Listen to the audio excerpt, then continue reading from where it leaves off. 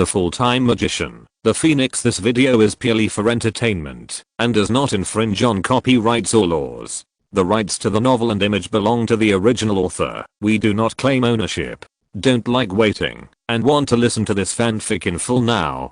Subscribe to our Patreon, where you'll find the best fanfics. Chapter 101, Untitled Chapter. Sorry I can't update today because I have something else to do. I'll make it up tomorrow. And April 1st is counting on you all. Chapter 102, Fallen Angel appears. Liuzan was very fast, but this time the young man was even faster. The young man didn't dodge at all and directly punched Liuzan away. His strength was at the level of a great monarch. Among the monarchs, the only one who was stronger than him was probably the supreme monarch. He was hit in the head by Liuzan because he thought that the newly mentioned vampire was at most a general, but Liuzan was directly at the level of monarch, so he was careless and got his head blown up. But now he has no interest in playing with Liuzan. At this time, the blonde girl spoke. "If you can touch me, I belong to you. I can even destroy the world for you," the blonde girl said with a sweet smile.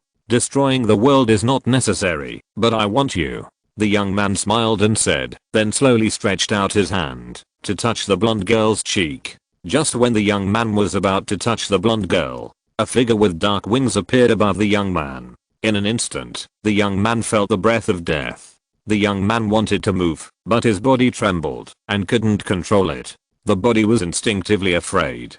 "Hey, it's a pity that you are not qualified," the blonde girl said. The shadow above the young man gently clenched his hands into fists. The power of darkness instantly surrounded the young man and then suddenly shrank. Instantly, the young man's body was annihilated by the darkness. Duanzai removed the fallen angel form and looked at the blonde girl helplessly and said, "Why are you here in such a dangerous situation? Haha. Anyway, you will protect me." The blonde girl pouted and said she believed that Duanzai could protect herself. Liuzan on the side rubbed her hair and walked to Duanzai and said, "You two know each other? He is my bodyguard." The blonde beauty hugged her arms and looked at the pure girl in front of her. She was very unhappy in her heart. How long has it been since she hooked up with a girl again? "I'm her bodyguard. She is a very important person to me," Duanzai said. Is that so?" Liuzan said, pulling her bangs, and her movements made it difficult to see her expression. The girl who turned into a vampire seemed to become a little mysterious. "Then I won't bother you," Liuzan said and turned into a black shadow and disappeared. Did she misunderstand something? Duanzai said as she looked at Liuzan, who left in a hurry. "Who knows? By the way, I want to eat ice cream," Yali said, pulling Duanzai's clothes. "There shouldn't be anyone selling it around here," Duanzai said helplessly. It was a sunny day. Duanzai walked on the street and turned to look at the silver-haired girl with a sexy figure and said, "Aren't you going to see Brother Fan?" The silver-haired beautiful girl shook her head and said, "No." The silver-haired beautiful girl was Muningsu. She suddenly asked Duanzai out today. She must have encountered some trouble. Suddenly a black dot appeared in front of the two. Muningsu and Duanzai stopped curiously. Suddenly the black dot expanded instantly. Duanzai hurriedly pulled Muningsu to his side, but the black dot swallowed Duanzai and Muningsu like a huge mouth. Under a dark sky, the figures of Duanzai and Muningsu suddenly appeared on the plain under the dark sky. Duanzai frowned. Muningsu also looked around. "I'm sorry, but the world needs you now." The man who once gave Duanzai the power of a fallen angel appeared in front of Muningsu and Duanzai and said, "What's going on?" Duanzai looked at Muningsu and said, "He was once the Dark King." "Hello." Muningsu looked at the man and said, "Since Duanzai left, a ghost man evolved from a goblin has become increasingly powerful. Until recently, the warriors selected by humans launched an attack on the ghost man, but the human warriors were annihilated, and the ghost man once again used the corpses and souls of these humans to evolve again, and became a ghost god. But this new ghost god came to the dark continent and killed a woman of high status. Then humans and dark creatures united to prepare to attack the new ghost god, but they still lost. And humans and dark creatures completely angered the ghost god. Now this ghost god is destroying the world. The story is over. Duanzai rubbed his hair and said, why did that ghost kill the woman with a very high status in the Dark Continent? The man smiled bitterly and said, that woman killed the tribe of that goblin. Duanzai was helpless. This was obviously revenge. The man continued, I know those people deserved it, but there are still many innocent people in this world. Please save them. But I can't beat the creature that can destroy the world. Duanzai said helplessly. Bryn is a ghost. The man continued. Green fell silent for a moment, and after a while he looked up at the man and said, I will try it, but why did that woman kill the tribe of Bryn? She wanted to create a new Dark King, although the process was wrong. But she still succeeded in creating a god, a ghost who dragged the world into the abyss. The man continued. Yo. Long time no see. A black-haired boy about 1.8 meters tall suddenly appeared in front of Duanzai and the other two. The black-haired boy had two small horns on his head. Duanzai looked at the black-haired boy and said, are you Bryn? Yes. That's right. Are you surprised that I'm Bryn? And what about it? Didn't I say I'm handsome? Bryn said with a smile. Bryn. Shh. You're my friend. You should help me now. Bryn interrupted Duanzai and said, I know you're in pain, but there are still many innocent people in this world. Duanzai looked at Bryn and said, although he knew that his words could not move Bryn, Duanzai still said it. Bree died in front of me, and I killed her with my own hands. Do you understand my despair? Do you know my pain? You know nothing. Leave this world. Bryn looked at Duanzai and said, Bryn killed Bree. How is this possible? He knew that Bryn's favorite person was his sister. How could he kill Bree? What happened at that time? Several people fell silent. Suddenly Bryn grinned and said, kill this woman and you will experience my pain. Muningsu's eyes turned cold. Very beautiful. Bryn appeared behind Muningsu and said. Bryn's hand reached for Muningsu's heart. Bang. Suddenly, a strange figure appeared in front of Bryn and blocked Bryn's hand with his hand. Chapter 103. Although Bryn was surprised by Duanzai's strange form, he still defeated Duanzai with his true emperor level strength. Well, do you think you can defeat me? Bryn pinched Duanzai's neck and said, let him go. Muningsu held the ice bow and looked at Bryn and said. Muningsu pulled the bowstring and an ice element arrow condensed out. This was her strongest power. She didn't understand when Duanzai threw her so far away. Is this the enemy he is facing? Wouldn't he be afraid? Muningsu was angry. Just you? Bryn said with a grin. The silver-haired woman in front of him was an existence that he could easily kill. Let him go. Muningsu's voice became even colder. Swoosh. Muningsu released the ice arrow. The powerful elemental ice arrow flew towards Bryn. Too weak. This is what Bryn felt. Bryn gently waved his hand and shattered the ice arrow. Bang. Suddenly there was a sharp pain, and Duanzai punched Bryn in the cheek. Bryn felt the pain and subconsciously let go of Duanzai. Duanzai took the opportunity to appear beside Muningsu, picked up Muningsu and fled away. Bryn was very strong now, and he was no longer someone he could deal with. Bryn did not chase Duanzai. This world should be destroyed. Bryn said to the former Dark King who was watching from the side. In a cave in the wilderness, Duanzai lit a bonfire and looked at Muningsu and said, I'm sorry, I implicated you. Muningsu looked up at Duanzai and said, why do you want to apologize? At this time, Muningsu seemed a little angry. Duanzai touched his head and said, if it weren't for me, you wouldn't have experienced such a bad thing. Duanzai felt quite guilty about this. Muningsu didn't like Duanzai like this, but what she disliked even more was that she was so weak that she couldn't help the person in front of her. Can you tell me what happened to you? Muningsu looked at Duanzai and said, just some small things. Duanzai said with a wry smile. There was no need to tell Muningsu about those experiences. Muningsu looked up at Duanzai and then walked to Duanzai and squatted down. What's wrong?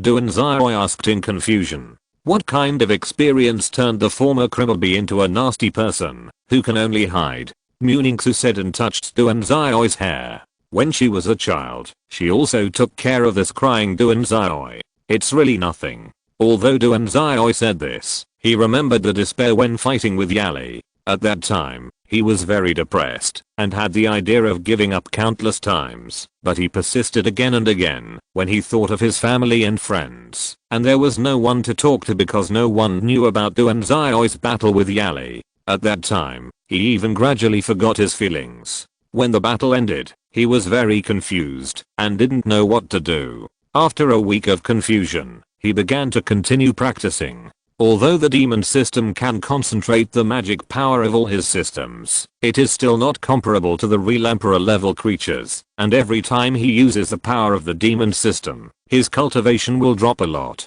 Tell me, I want to know the gap between us. Muningsu suddenly said very gently. I used to feel that you have someone you like, but now I can't feel it. Why? Why are your eyes so vicissitudes? What have you been through? Muningsu continued to speak gently. Duanzai continued to remain silent, his thoughts jumping back and forth between Muningsu and his past experiences. Muningsu knew that she was only a step away from breaking Duanzai's mental defenses. What's the matter with those two identical girls? Tell me, okay?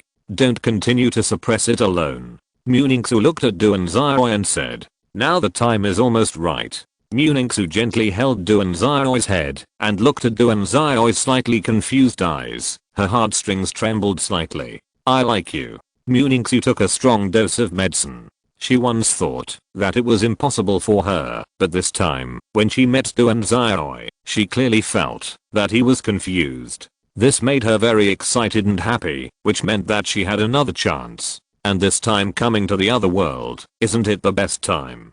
Duanzai looked at Muningsu in surprise. He didn't know why Muningsu liked him. In his memory, she seemed to be very special to Emofan. After the battle with Yali, he had the impression that Emofan was a close friend, but he could not feel the touch of the past. After all, the battle with Yali had lasted for hundreds or even thousands of years. Even Tang Yu, who had physical contact with him, he did not have much feeling for her.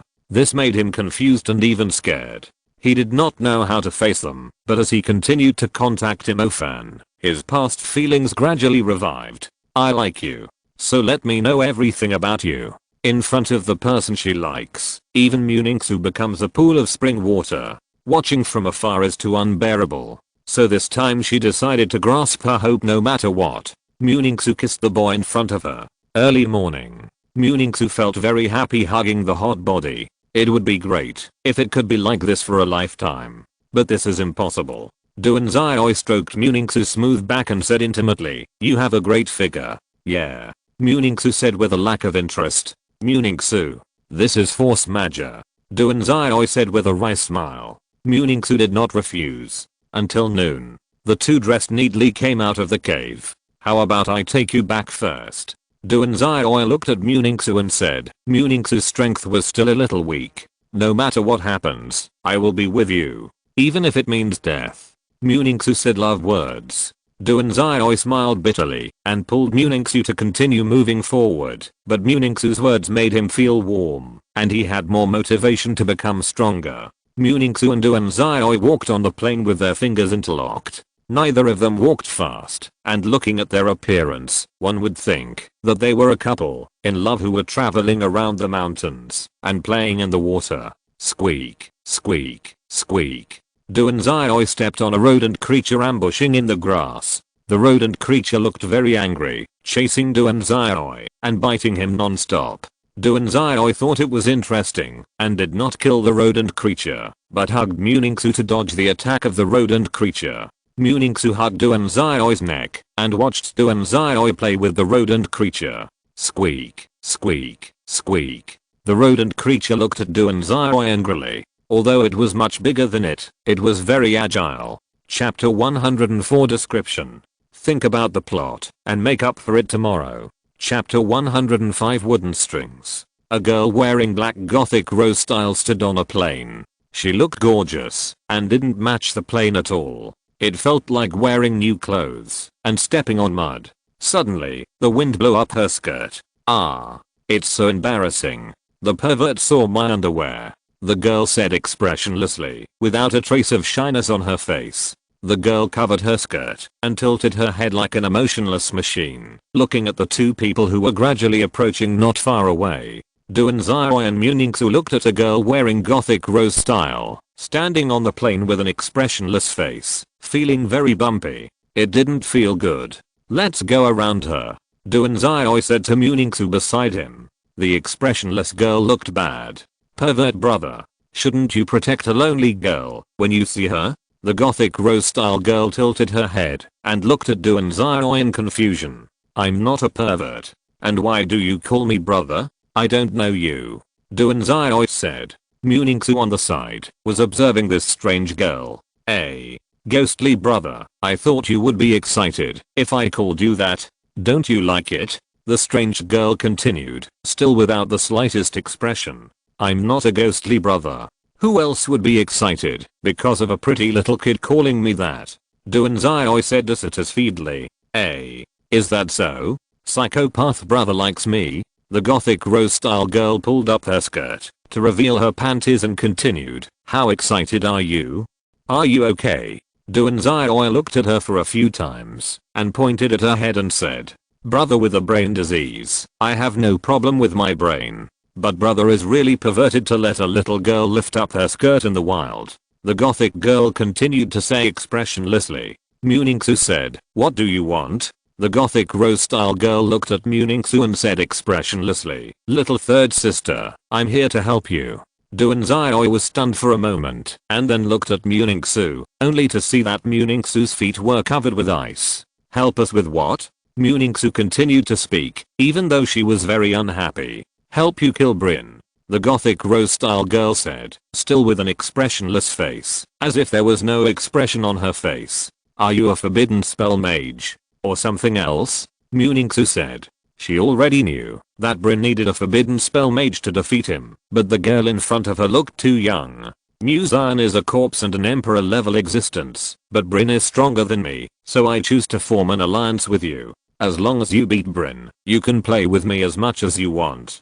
Don't boys like to buy action figures? So a large action figure that looks exactly like a person should be able to make you very excited, right? The gothic rose style girl continued to say strange words expressionlessly. Does this girl change a prefix every time she calls herself?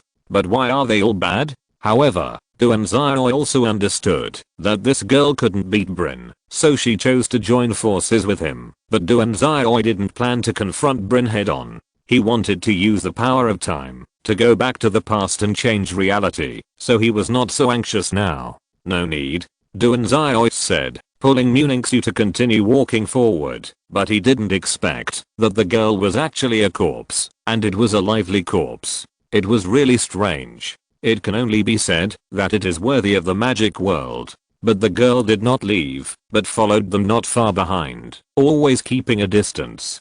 Don't worry. We will save the world, so there is no need to follow us. Duanzai looked at the strange girl and said, hey, perverted brother, just treat me as if I don't exist. Just treat me as a corpse. The strange girl walked a little closer and said, and her facial expression did not change. Obviously she is a chatterbox, but her expression does not change. The sense of disobedience is too strong. Seeing that they could not get rid of the girl, Duanzai and Muningsu could only acquiesce to the girl's following. Is your name Muxen?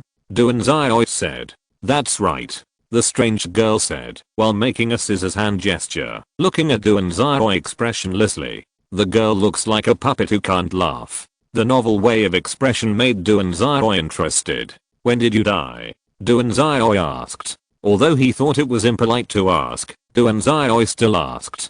3,000 years ago. Perverted brother, do you want to know my age? Muzan covered his chest and hid beside Muningsu, looking at Duanzai expressionlessly. Muningsu also looked at the strange girl expressionlessly. Hey, Sister Bing is angry? So scary. Muzan said, and then stepped back step by step, as if Muningsu was a big devil. Of course, Muzan's face was still expressionless now. Muzan was an expressionless corpse. Although he was a little talkative, he had no expression. He was a magical corpse. Ghostly brother, are you fantasizing about me again? Muzan stretched his face in front of Duanzai and said, looking at the expressionless but extremely delicate face. Duanzai pulled away and said, no. How could I have strange fantasies about non-human creatures? Is that so? Muzan said expressionlessly. The next day, the three of them came to a small town. There is a huge water wheel in the town. There is a clear river under the water wheel, and you can see fish swimming in it. I really want to catch the fish. Do you have money? Duanzai rubbed his hair and said to Muxin awkwardly. Yes. Crazy brother. Muxin said and handed Duanzai a bag of gold coins. The three of them found a hotel in the town and stayed in Muningsu and Duanzai in one room and Muxin in another. Duanzai became excited at night. Early in the morning, Muningsu was practicing early while Duanzai was still sleeping. He felt exhausted last night. It took about another hour before Duanzai woke up with a tired face. Looking at Muningsu who was already dressed and practicing, Duanzai had some feelings. He felt that he should also work hard to practice. After Duanzai got dressed and washed up, he went to buy 3 breakfasts. Although he didn't know whether the corpse would eat, he still bought one for Muxin. Muxin, do you want to eat? Duanzai said as he put the breakfast at the door of Muxin. Click. The door opened. Muzan said expressionlessly, don't disturb others at night. Huh. Duanzai touched his face embarrassedly. Chapter 106 Breakfast. Muzan was about to go to his room with his breakfast, but Duanzai said, I thought you didn't eat. After all, Muzan said that he was a corpse, so Duanzai thought that Muzan didn't need to eat food. Brother Muzan has to eat too, otherwise how can he replenish his energy? Are you stupid? Muzan said expressionlessly, then walked into the room and closed the door. It seems that Muzan was really disturbed yesterday, but Muningsu is so wonderful. I can't let her go. Duanzai, whose thoughts were a little far away, shook his head to get rid of his dirty thoughts. After feeling that there were no strange thoughts, Duanzai came to the door of his room with breakfast. He opened the door and saw that Muningsu, who had silver hair, was still practicing, without the slightest thought of stopping. Duanzai closed the door and put the breakfast on the table. But just after putting it down, Muningsu said, have you eaten? Duanzai looked back and saw Muningsu's beautiful big eyes looking at him. Really beautiful. No. I plan to eat with you. Duanzai said. He thought Muningsu would practice for a while before eating. Let's eat together. Muningsu stood up and walked to Duanzai in slippers. Muningsu was only wearing a thin dress, so her plump figure was fully exposed. Although Duanzai had seen Muningsu's body, why did he feel more excited? What's wrong? Muningsu looked at Duanzai and said a little puzzled. Hurry up and have breakfast. Duanzai said hurriedly. Muningsu's eyes looked very clear, as if they could reflect his face full of desire, which made him feel a little bit like an animal in heat. Muningsu picked up a piece of bread, took a bite and frowned. It was a little bitter. Bitter bread was not something Muningsu liked to eat, but she felt it was a waste not to eat it, so she said to Duanzai, open your mouth. Duanzai opened his mouth obediently, and Muningsu tore off a little of her bread and stuffed it into Duanzai's mouth. Duanzai waited for Muningsu's beautiful fingers to leave his mouth, and then began to chew the bread. It tasted a little bitter at first, but it became sweet after chewing a few more times. Duanzai felt that it tasted very good. How is it? Muningsu said. If Duanzai didn't like it, she wouldn't let him continue to eat it. It's a little bitter at first, but it will soon become sweet, so it's still very good. Duanzai knew that Muningsu was talking about the taste of the bread, so he spoke and expressed his feelings. That's good. Eat this bread. Muningsu handed the bread to Duanzai. After she finished speaking, she also picked up another piece of different bread. This time it was sweet, which she liked more. Watching Muningsu eating sweet bread, Duanzai felt that his idea was still good. After all, if he bought the same bitter bread, Muningsu would probably not eat much breakfast. Muningsu looked very cute when she ate, so Duanzai secretly peeked at Muningsu while she ate. Muningsu naturally knew that Duanzai was secretly peeking at her, but she was not unhappy. On the contrary, she was very happy. After all, this meant that she was very attractive, and a little bit of happiness made her feel very happy. This is for you. Muningsu pinched off a piece of sweet bread and said to Duanzai. Duanzai opened his mouth a little embarrassedly, and Muningsu stuffed her fingers and bread into Duanzai's mouth. The inadvertent touch of her fingers made Duanzai a little shaken. This Muningsu was too tempting. But Muningsu was also shaken, and the tip of her ear was a little red. The atmosphere gradually became ambiguous. In short, the two of them felt very happy during breakfast. Noon. Muzan sat on the first floor to bask in the sun, and her novel dress attracted a lot of people's attention. And Muzan is also a very beautiful person, so with her novel dress, a man who thought he was handsome talked to her. "Beautiful lady, can we be friends?" A handsome man said. He is a rich man here, and the women here like him very much, which makes him feel that he can win any woman. But this time he failed with full confidence. Muksun touched her chin and said to the man, "Don't disturb me while I'm basking in the Sunday. The corpse has no temperature, but basking in the sun will make her body feel very warm, so it is useless for cultivation, but she likes this warm feeling very much." The man consciously moved away, but he still didn't give up. After all, the girl in front of him was the most beautiful girl he had ever seen. He didn't want to give up. What if the girl was just embarrassed? After thinking about it, the man regrouped and looked at Muksun and said, "Beautiful lady, can I buy you something to eat?" "No need," Muksun said with a yawn, and his body gradually warmed up. "I really want to sleep." The man wanted to continue talking, but he saw a tall and graceful woman with silver hair and almost perfect breasts walking over. The woman's legs are very slender and straight, which is simply an existence that leg control people can't refuse. If Muksun made his heart beat, then this woman made him almost crazy. He showed an obsessed expression, but soon put on a handsome look and looked at the silver-haired woman and said, "Hello, my name is Jack." But the silver-haired woman ignored him and walked to Muzan and said, "I'm leaving. Do you know me? But don't ignore me." The man thought a little unhappy. "I know," Muzan said expressionlessly. Although she wanted to sleep, since Muningsu and the others were leaving, she would naturally follow them. At this time, Duanzai came over from the side. The man thought that Duanzai was also here to talk to Muningsu and Muzan, so he said, "Brother, give up."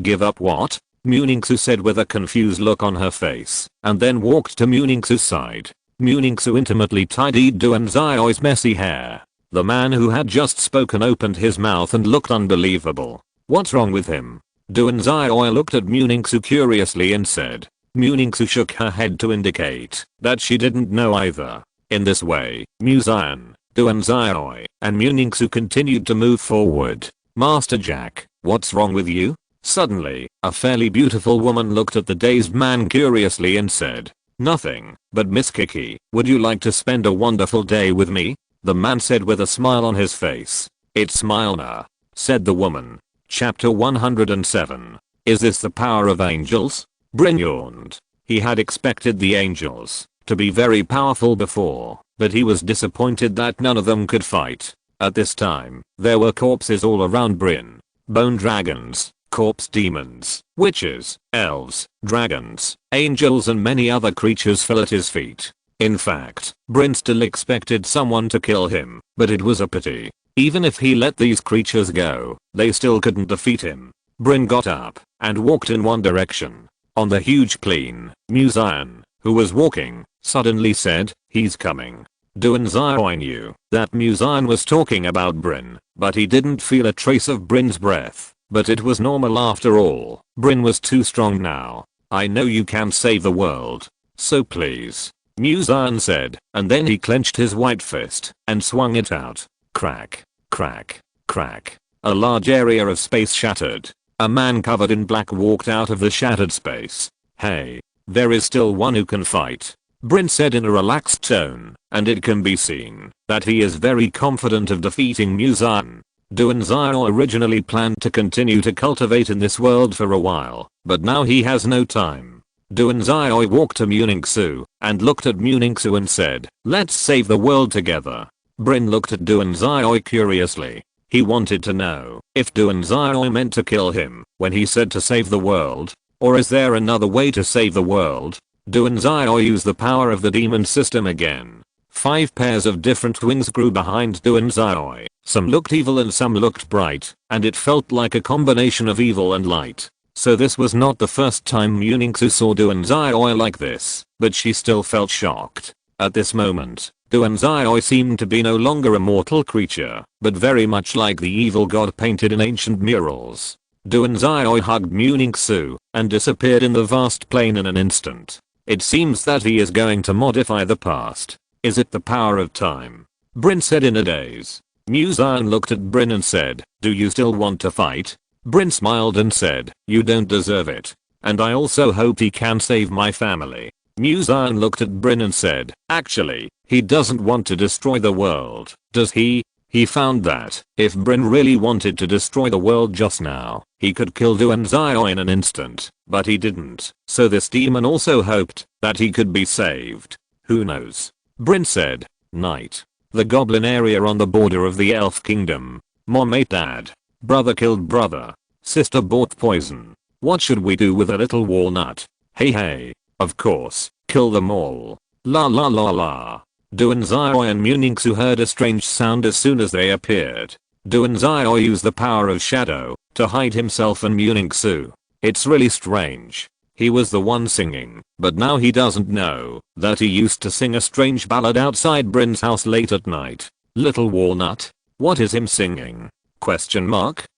But he reacted after a while. Hu Taomeng once said, please give me more advice for the rest of my life. In this case, does it mean that this guy has been in his body all the time, and he didn't even notice it? Even Duanzai felt creepy now. That's not you. Muningsu looked at Duanzai and said, although the two looked the same, Duanzai would never sing such a ridiculous ballad, so it was another thing that controlled Duanzai's body. I know, but it's really weird and scary. There is another person in my body that I don't know. This feeling is really scary. And if she can control my body, can she also use my power? What if she can use that guy to suddenly kill people? At this moment, Duanzai's expression became solemn. Muningsu also thought of this problem, so her expression became heavy. Well, I want to meet me once. So sorry. Such a sentence suddenly appeared in Duanzai's mind. It was Hu Taomeng's voice. In an instant, Duanzai's consciousness fell into darkness. While Muningsu was thinking, Duanzai's mouth gradually rose up and revealed a domineering and even slightly crazy smile. Muningsu instantly felt creepy. Before the icy power on her body was released, she was pinched by the neck by Duanzai. The timing is very good. Hu Taomeng controlled Duanzai's body and said with a playful smile. She was referring to the timing of Muningsu's attack on Duanzai. Duanzai had experienced so many reincarnations that he had forgotten most of his emotions, but at this time Muningsu used the most brutal method to attack Duanzai, which made Hu Taomeng very unhappy, and this time Duanzai also discovered her existence, so she simply stopped hiding. If you want to say who knows Duanzai best, it must be Hu Taomeng at this time, because she is the one who reincarnates with Duanzai. Are you going to kill me? As a woman, she can clearly feel Hu Taomeng's jealousy. No, because I'm the person closest to him in this world. I know everything about him, including many secrets that you don't know, but I don't intend to let you know what I'm going to say next, so take a break. Hu Taomeng said, and knocked Muning out violently. Hu Taomeng threw Muningsu to the ground casually, and then walked towards her former self. Yo. Are you happy? Hu Taomeng smiled and looked at her former self and said. The former Hu Taomeng looked at Duanzai who had just appeared in surprise, but soon understood something and said, how was your life with him? Well, very happy. Hu Taomeng tilted her head and said, she knew very well how strong her former self was. After all, it was her. Hehe. That's good. So what are you doing this time? The former Hu Taomeng approached Hu Taomeng and said. To stop a goblin who will destroy the world. Hu Taomeng spread her hands and said, the goblin was already very powerful, so powerful that, even if she came to play for him, she couldn't beat him. Goblin? That's really interesting. They are so weak, but will they really be that strong in the future?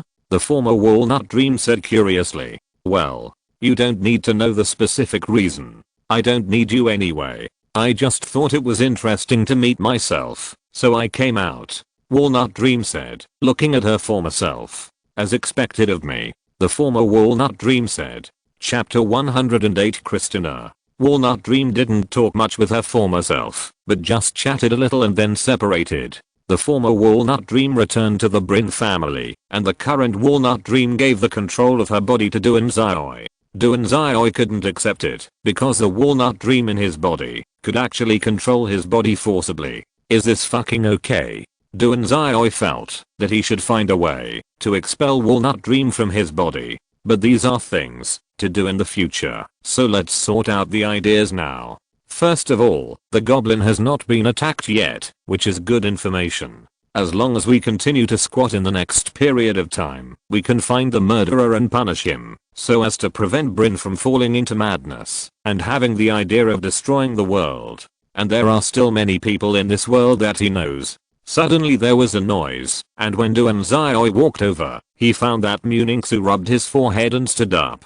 Duanzai subconsciously walked to Muningsu and supported her and said, "Are you okay?" Muningsu was not a delicate person. Hu Taomeng just knocked her out, so she shook her head and said, "It's nothing, but these people from the evil god cult are really hard to guard against." Muningsu never thought that Hu Taomeng would appear in the body of Duanzai, who was in love with her. Although she already knew that the evil god cult was strange, it was too weird, right? In the next few days, nothing unusual was found. However, Duanzai became more serious and cautious. Until one day, Duanzai watched his former self leave the goblin tribe. Then not long after, a black-haired woman appeared in the goblin tribe. The black-haired woman was very powerful, and she should be the murderer. However, he still planned to continue waiting, but he didn't expect the black-haired woman to control the goblins, and slashed at his own tribe. This time Duanzai couldn't wait any longer. Escape from the shadow.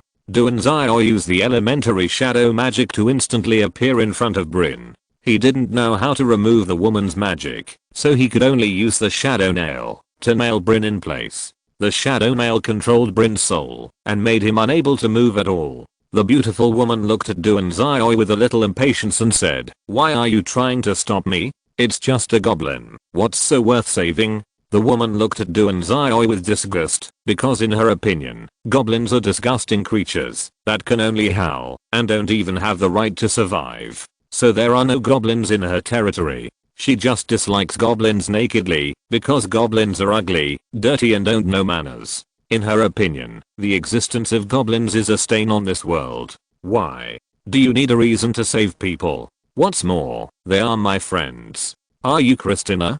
Duanzai said. Duanzai knew this woman from chatting with the Dark King. She was the one who destroyed the Goblin clan. However, Duanzai had never seen this woman, so he was just suspicious when he saw this woman at first. It was not until she looked at the goblin that Duanzai was sure that this woman was Christina. However, the former Dark King also said that Christina was very strong and had the power of an emperor level creature. In other words, this woman has the power of a forbidden spell and may even be stronger than ordinary forbidden spells. So you can't fight here anymore. The powerful power of the forbidden spell can destroy the environment, which can't be restored for hundreds of years. This is also the origin of the title of the forbidden spell. Hearing Duanzai's answer, Christina showed an incredible expression. She didn't understand why Duanzai, a human, wanted to make friends with goblins. It felt like a human being making friends with a dirty and ugly pig. No matter how you think about it, the sense of disobedience is very strong. Christina rubbed her head and looked at Duanzai. She didn't mind killing Duanzai. Then you can die. Christina put down her hand that was rubbing her head and said to Duanzai. In an instant, a large amount of dark power emerged from Christina's body. These dark powers quickly condensed into dense long swords. The long swords cut through the space and instantly stabbed Duanzai. The cut space revealed a dark space, like an endless abyss. But soon these spaces were repaired by the power of nature. Duanzai directly turned on the demonization. He turned on the demonization twice in just a few days. This time he might fall to the ranks of intermediate mages, because the price of the demon is to make him lose his cultivation. But it is worth it to save the world. Duanzai opened 5 pairs of different wings, and in an instant the golden barrier instantly enveloped Duanzai and protected the goblin tribe together. Muningsu also consciously stayed away from here because she knew very well that the aftermath of the battle here could kill her in an instant. This made Muningsu very uncomfortable. She clearly said that she would fight with him, but what was it now? Muningsu felt that she should continue to practice. What are you? An angel? A vampire? Or some other weird creature? It's incredible that you can combine these powers. Christina was surprised by Duanzai's power, but she was even more surprised that he could use the power of light angels and vampires. This was so interesting. Maybe she could catch this strange man and study what was going on with him. Christina felt that she could get more powerful power from Duanzai. The dark sword melted automatically before it got close to the barrier emitting light, just like snowflakes melting in the sun, but at a much faster speed. Christina was ready to attack again, but suddenly there was darkness under her feet. She wanted to move, but found that her soul was fixed by something. Christina frowned and then the dark power surged, and the thing that imprisoned her soul was destroyed in an instant. But a moment was enough to change the battlefield, and Christina's figure disappeared in the dark quagmire. Duanzai also flapped 5 pairs of different wings, and disappeared in an instant. Christina appeared on a huge plane. TSK. Christina smacked her lips in dissatisfaction. But in an instant, 9 flaming dragons descended from the sky. At this moment, Christina felt that the 9 flaming dragons had swallowed up the entire sky. However, this was just an illusion, but the 9 flaming dragons did fill her field of vision. But she was not scared. Christina clenched her fists and closed her eyes slightly, then suddenly opened her eyes. Christina screamed and threw a punch. The power of darkness instantly formed a black impact torrent. In an instant, the space made an overwhelmed wail. The space covered by Christina's attack was completely shattered. The 9 flaming dragons were pierced in an instant, and then dissipated unwillingly in the air. Suddenly, Duanzai appeared beside Christina, and slashed at Christina with the angel sword in his hand. Isn't this the artifact of the angel clan? Christina suddenly said in surprise. She had seen this sword when she was a child, and it was very powerful. Duanzai didn't care how this woman knew about this sword. All he had to do was to defeat this woman and save the world. Darkness emerged in Christina's hand, and a sharp sword condensed by the power of darkness appeared instantly. The black sword collided with the angel sword. Although Christina's dark power was very strong, the material of the angel sword was even stronger and harder, so the collision in an instant cut off Christina's dark sword. The angel sword suddenly released light to suppress the dark power in Christina's body. Christina subconsciously closed her eyes when she encountered the strong light she hated. At the same time, a long knife appeared in Duanzai's hand. The blade was engraved with the shape of a phoenix. The long knife and the angel sword stabbed at Christina together. 3 pairs of black wings suddenly appeared behind Christina. 6-winged fallen angel?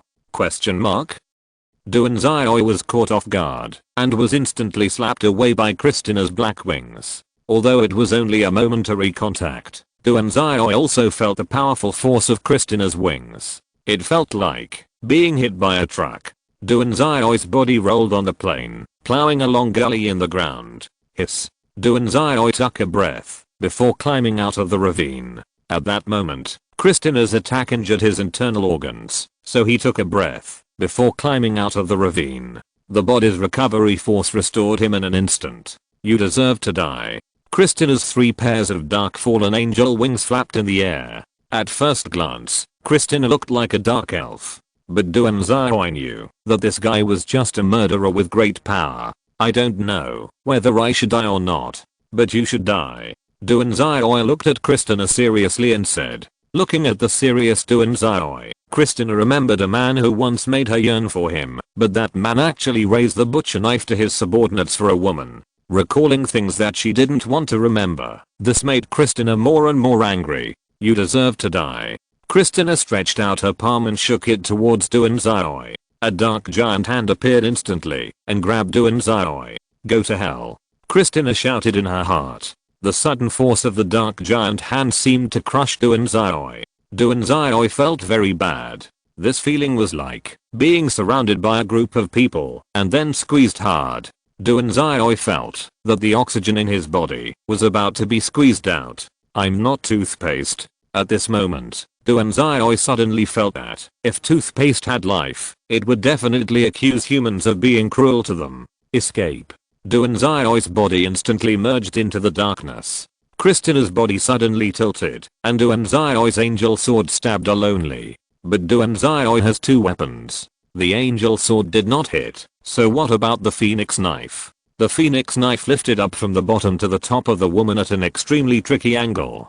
Kristina still dodged, but Kristina's skirt was cut by the phoenix knife.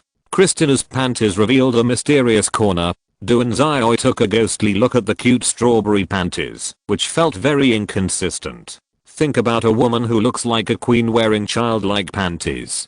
Don't you think it's very inconsistent? Bang. Kristina's long legs swung at Duanzai's head. In an instant, Duanzai felt that he was hit on the head by a sledgehammer. It hurt so much. Duanzai's body took a few steps back. Kristina, who had just stabilized her body, approached Duanzai again. Without saying a word, she threw a set of combined punches, which made Duanzai a little confused. Bang. Kristina punched Duanzai's head. The blood fell on Kristina's white cheek. Vampires are not easy to die, so Kristina was going to make up for it. But the violent thunder rushed out of Duanzai's body. Kristina wisely chose to keep a distance. Anyone paralyzed by thunder would be beaten violently, so Kristina chose to keep a distance. Duanzai's head also recovered. He rubbed his head and felt that he was an idiot. He was actually confused by the underwear. Duanzai took a deep breath and looked at Kristina and said, "This kind of thing is not suitable for you." Kristina's face turned slightly red, but she recovered quickly, and the killing intent in her eyes became stronger. She would never let Duanzai go no matter what. "You deserve to die." Kristina flashed to Duanzai's side again, and her fist emitting darkness smashed towards Duanzai. Light and flame fist. Duanzai yelled at Kristina. The fist formed by the fusion of light and fire magic swung towards Kristina. Bang. Kristina and Duanzai's fists collided again. The three forces of darkness, light, and fire instantly destroyed everything around them. Duanzai won the fist fight between the two. Kristina's darkness was dispelled, and the power of fire and light directly knocked Kristina away. This was the first time Duanzai merged the power of two systems into one magic. The effect was really remarkable. The darkness on Kristina's body extinguished the light and fire on her body in an instant. Although Duanzai's attack did not cause her serious injuries this time, the burning sensation of light and fire made her crazy. Being covered by the power of fire and light made her feel like she was in the classroom and heard a cat scratching the blackboard. Kristina yelled at Duanzai. She wanted to release her frustration and madness. After yelling, she felt calmer and was thinking about how to defeat Duanzai. Because Duanzai was so strong that she felt it was difficult to deal with him, she had to think. At the same time, Duanzai was also thinking about how to defeat Kristina. "Hey, what kind of monster are you?" Kristina looked at Duanzai and said something harsh. But Kristina was right. Duanzai was a monster now. It will be on the shelves tomorrow. It will be on the shelves tomorrow. It will be on the shelves tomorrow. Dear audience members, how much I can write depends on you. If you're listening to this novel on a channel other than Fanfic World, it means they downloaded and uploaded it without effort. We cordially invite you to visit our channel, Mundo Fanfic Novelos. There you'll find the original version of this story and you can explore many other novels of various genres. We're waiting for you to immerse yourself in a world of incredible novels. Chapter 109 Trembling. It's about to be put on the shelves. Why do I feel so nervous? When I'm typing, I always think about the first order. Since I'm a newcomer, I don't know what it means to pass. I want to ask the big guys to help me. Ahem. Hand in the first order. Chapter 110. Kristina. Kristina. Kristina. A young man called out the name carelessly. The person the young man called out was his sister, and his biological sister. The young man's sister was a lively and cheerful girl, and of course she was very hostile to the enemy. Rick. A black-haired girl jumped out from behind a big tree and said. The girl was very beautiful as a gem, that made people unable to take their eyes off. The girl was as sweet as honey. The black-haired girl hopped and walked with her hands behind her back, like a cute little rabbit. Is Rick going to eat? The black-haired girl looked at the young man and said. Usually at this time, the young man would come to call her home for dinner. The young man was the girl's idol. The young man was strong, gentle, considerate, and very good to her. He was her favorite brother. The black-haired girl took the young man's arm and said, "Rick, can you take me to the battlefield? Now I can be as strong as a monarch." The black-haired girl was eager to share the pressure with the young man. She felt that her brother had too much to bear, so he didn't even find a sister-in-law for herself. The young man stopped and looked at the black-haired girl gently and said, "As long as I'm alive, I will not let you go to the battlefield." The young man's words made the black-haired girl angry. She wanted to share the pressure with the young man instead of being a vase at home. Rick was only at the command level when he went to the battlefield, right? Why can't I go to the battlefield, even though I'm at the monarch level? Christina pouted and looked at the young man. She felt that her brother was too tired and should have a good rest for a while. "Christina, I know your good intentions, but don't be willful. And the battle is about to be won." The young man looked up and looked into the distance and said, as if someone was looking at him in a distant place. Although Christina was very dissatisfied, she still nodded obediently and said, "Rick is a fool. He doesn't even have a girlfriend." After Christina finished speaking, she made a face at the young man. The young man naturally pinched Christina's cheeks without hesitation and tossed back and forth. "Woo woo. Rick bullied me." Christina cried falsely. She wanted to go home first to complain and let her parents help her teach Rick a lesson. The battlefield of Duanzai and Christina. Bang. Duanzai punched Christina in the cheek. Christina's body instantly hit the ground and a huge pit appeared on the plain. "Hey, why are you dazed in the battle?" Duanzai raised the angel sword and looked at Christina. "Is this woman here to play in a daze during the battle?" Christina rubbed her painful cheek. She just suddenly recalled the past. It was really strange. Obviously, this situation would not happen before. Was she too persistent? Or was someone doing something else? Shaking her head, Christina looked at Duanzai and said, "Is the monster ready to die?" Christina's mouth corners rose slightly. She was actually a person who liked to fight. Hehe. Duanzai chuckled. Although he thought Christina was very strong, she was still in the field where he could defeat her. Thunder Flame Light Sword. Duanzai used fusion magic. The golden sword was filled with colorful flames and purple thunder. A huge sword formed above Christina's head. The moment the huge sword was formed, it fell towards Christina. Christina wanted to move, but the white light from the giant sword interrupted the gathering of her dark power. Christina looked at the giant sword and her thoughts drifted away again. That was when Christina secretly joined the army without telling her brother. At that time, a blonde woman held an angel sword and swung a sword at the dark coalition of thousands of troops. At that time, a huge sword also fell from the sky. At that time, Christina inadvertently thought that such a sword could pierce the whole world, right? Soon the breath of death came. It was her first time facing death. She didn't dare to move when she faced death for the first time. At this moment, she realized that her previous fighting was just playing under the protection of adults. But she not only didn't notice it, but also thought that she was gifted in fighting. It was really ridiculous. Remember to apologize to your parents when you go home. At this time, a gentle voice said. In an instant, Christina couldn't help crying. This was her brother's voice. She saw that this sword of destruction was shattered by her brother's punch. Although the giant sword was defeated, blood appeared on the young man's hand. What a similar scene. Christina smiled, clenched her fist, and the dark power broke through the limit of light and surged into Christina's fist. Asshole. Christina swung her fist at the giant sword in the sky with all her strength. Boom. The dark torrent pierced through the giant sword in the sky in an instant. Crack. Crack. Crack. Crack. The space around Christina was all shattered, and the space was repaired quickly. Duanzai rubbed his hair. Why did he feel that this woman was getting stronger all the time? Damn it. You remind me of the annoying things, so I will kill you slowly. Christina shook her fist and said, which was the thing she least wanted to recall. Huh. You are strange. Every time you lose your mind, your strength will increase accordingly. Is someone helping you? Duanzai looked at Christina and said.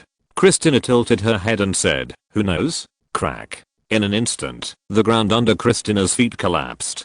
Christina's body shot out instantly. So fast. Duanzai dodged Kristina's first attack, but Kristina's second attack directly knocked him away. Duanzai could feel that Kristina's strength and speed were getting stronger. While Duanzai lost his balance, Kristina continued to attack. Duanzai could only passively defend. To put it nicely, it was defense, but to put it bluntly, it was just being beaten. Kristina pinched Duanzai's neck and punched Duanzai in the abdomen. Bang! A dull sound rang out. Duanzai's body flew out and smashed a boulder. Kristina flapped her wings and looked at Duanzai and said, "Kneel down and I can spare your life." Duanzai staggered to his feet from the broken rocks. Duanzai touched the rock and silently thought to himself, "Brother Stone, I will help you get revenge." Duanzai hunched over and slowly walked towards Kristina. His body was so broken that he couldn't even stand up and walk. However, thanks to his powerful recovery, he could stand up easily after walking a few steps. Chapter 111. It seems that our Mr. Duanzai is in trouble. Hu Taomeng's voice sounded in Duanzai's mind, and her tone was full of contempt as always. Duanzai ignored Hu Taomeng and continued to look at Kristina. Kristina moved so fast that Duanzai's eyes could not catch it. Bang! A dull sound came, and Kristina appeared where Duanzai had just stood, and Duanzai had been knocked away by Kristina. Duanzai rolled on the ground in embarrassment. "Hey, I know you very well. You don't like to save the world at all, but why do you still want to save the world? Is it the legendary sense of responsibility?" Hu Taomeng said. She knew that Duanzai had no sense of belonging to this world in his heart, and she also knew Duanzai's psychological activities very well. Duanzai didn't want to fight with Kristina, but he still worked hard to save the world. This is what Hu Taomeng didn't understand. She wouldn't do things she didn't want to do, and she would show things she didn't like nakedly. But Duanzai is different from her. Hu Taomeng vaguely felt that something was restraining Duanzai, and those were responsibilities, ethics, and morals. Those things were abandoned by Hu Taomeng a long time ago. Hu Taomeng felt that Duanzai had no freedom, so she continued to speak. "Why don't you abandon everything? It would be easy to abandon everything, right? I believe you will not lack women if you want women, so abandon this world and everyone." Duanzai frowned and replied, "People who have experienced 9 years of compulsory education have a strong will. What are you talking about?" Kristina appeared in front of Duanzai and punched Duanzai. Duanzai dodged the attack with difficulty, but Kristina's other fist hit Duanzai's cheek without hesitation. Duanzai hit the ground again, forming a huge pit. Duanzai wanted to say to Mo-fan at this time that "I'm thick-skinned now." Although Duanzai felt that this world did not have much to do with him, he still couldn't abandon Bryn and left in disgrace. Everyone needs friends. Just like when Duanzai was bullied, it was Mo-fan and his friends who brought him warmth, making him feel that it was a very happy thing to have friends in this world. At that time, he decided that if his friends needed him, he must do his best. 9 years of compulsory education? I have hardly read a book, Hu Taomeng said. Since she could remember, she had been facing a crazy and violent father, a mother who was full of lies, and had a heart as poisonous as a scorpion, and all kinds of bullying from her brothers and sisters. Duanzai didn't expect that this saint of the evil god cult had never read a book, which was a bit pitiful. However, there must be something hateful about pitiful people. This guy must have been a murderer before. What is 1 + 1? Duanzai said. Inexplicable. Do you look down on me? Kristina said with a hand on Duanzai's head, slightly angry. Does this guy look down on himself? Don't underestimate me. 1 + 1 is equal to 3. Hu Taomeng said in a slightly annoyed voice. Hearing Hu Taomeng's answer, Duanzai smiled. It was not a mockery, but he felt that it was not right. It should be regarded as a helpless smile. Kristina went berserk. This guy really looked down on her. Kristina pressed Duanzai to the ground and beat him hard. The ground around him was shaking slightly because of every attack from Kristina. Duanzai was still defending at first, but gradually he found that Kristina's fist would avoid his fist and hit his body directly every time, so he felt that he gave up defense neatly. 1 + 1 = 2. How do you buy things? Duanzai said curiously. I never buy things. I just take them if I like them. Hu Taomeng said. Are you talking nonsense again? Is your brain broken? Christina said a little angrily. She felt that Duan Xiaoi didn't respect her, which made her crazy. As expected of you. Duan Xiaoi said with a sarcastic tone. As expected of me? What are you talking about? Christina's attacks became more and more intense. Ahaha. Of course. Hu Taomeng said proudly, feeling like a little girl who got a lollipop. I didn't praise you. Duan Xiaoi said in an inexplicable tone. Thinking carefully, Hu Taomeng couldn't even hear the sarcastic words. It was a bit pitiful. Christina held Duan Xiaoi with one hand and looked at him slightly annoyed. Yo. Let's negotiate. Duan Xiaoi said. He couldn't beat this woman, so he could only choose to negotiate. Of course, if it didn't work, he would go back to the future and bring Bryn over so that Bryn could solve this woman instantly. At this time, Christina remembered that she and Duan Xiaoi had fought for most of the day because of the goblin. Let go of the goblin. Let's truce. Duan Xiaoi said. Christina let go of Duan Xiaoi and said, what's in it for me? What do you want? Duan Xiaoi thought that this woman could negotiate, so he said, destroy the holy religious state. Christina said, the holy religious state was the country she hated the most. She came here to find the demon that could destroy the holy religious state. I can't do this. And why do you want to destroy the holy religious state? Duan Xiaoi looked at Christina and said, everything must be solved from the source. Christina began to explain. The strongest angel of the holy religion seduced Christina's brother, causing Christina's brother to be besieged and killed by the strong men of the holy religion in the Dark Continent. And Christina also said that Duan Xiaoi's angel sword was the sword of the strongest female angel. So Christina vowed to destroy the holy religion of angels. Duan Xiaoi rubbed his head. The person Christina was talking about should be the female angel who gave him the angel sword and the young man who awakened his fallen angel power. What would you do if I said that they are living happily together now? Duan Xiaoi said. Christina instantly looked at Duan Xiaoi and said in a terrifying tone, have you seen them? But they should have died that year. Duan Xiaoi looked at Christina and said, your brother helped me awaken the power of the fallen angel, and your sister-in-law gave me the sword. And after you destroy the goblin clan, you will create a real monster. That monster will destroy the world in the future, and then your brother summoned me to this world and let me save this world. So if it is to avenge your brother, there is no need at all, because that guy deliberately used that opportunity to get rid of the shackles of this world. Let's post 2 chapters first. Hey. Chapter 112. Hearing Duan Xiaoi's words, Christina also thought seriously. If her brother really chose to fake his death in order to get rid of his shackles as Duan Xiaoi said, then she really didn't need to seek revenge. Christina, who suddenly lost her goal, was confused. What should she do if she didn't lie for revenge? It seemed that in the process of becoming stronger, she had nothing else but revenge. She suddenly felt that she was abandoned by the world. To be precise, she refused to have other feelings with the world. Love, friendship and family affection were all abandoned by her little by little on the road of revenge.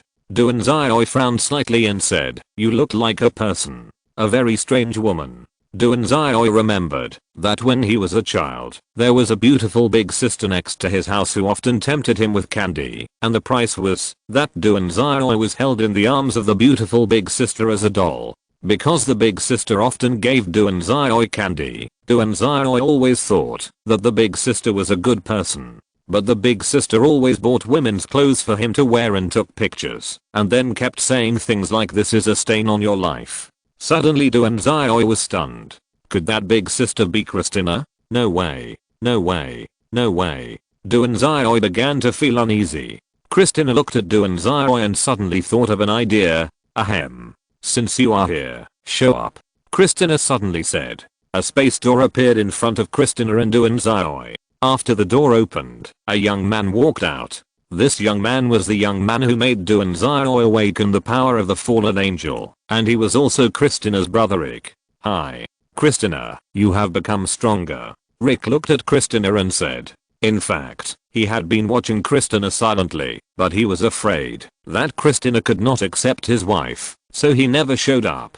Christina pursed her lips at her brother whom she once admired the most. She didn't seem to know what to say to her brother. After thinking about it, Christina followed Rick's words and said, well, now it's stronger. After that, Christina touched her long hair. In fact, she was still very angry. After all, her brother didn't care about her feelings at all. Was he so afraid that she would destroy his happiness? Rick stepped forward and hesitated for a moment, then put his hand on Christina's head and said gently, I'm sorry. Christina didn't say anything and let her brother touch her head. This warm feeling had not been there for a long time. Christina suddenly felt that she had returned to the past. Duanzai, who was standing by, saw this and said, then I'll take my leave. Rick heard Duanzai's words and said, goodbye. So Duanzai returned to the goblin area and found Muningsu. When Duanzai found Muningsu, she was practicing.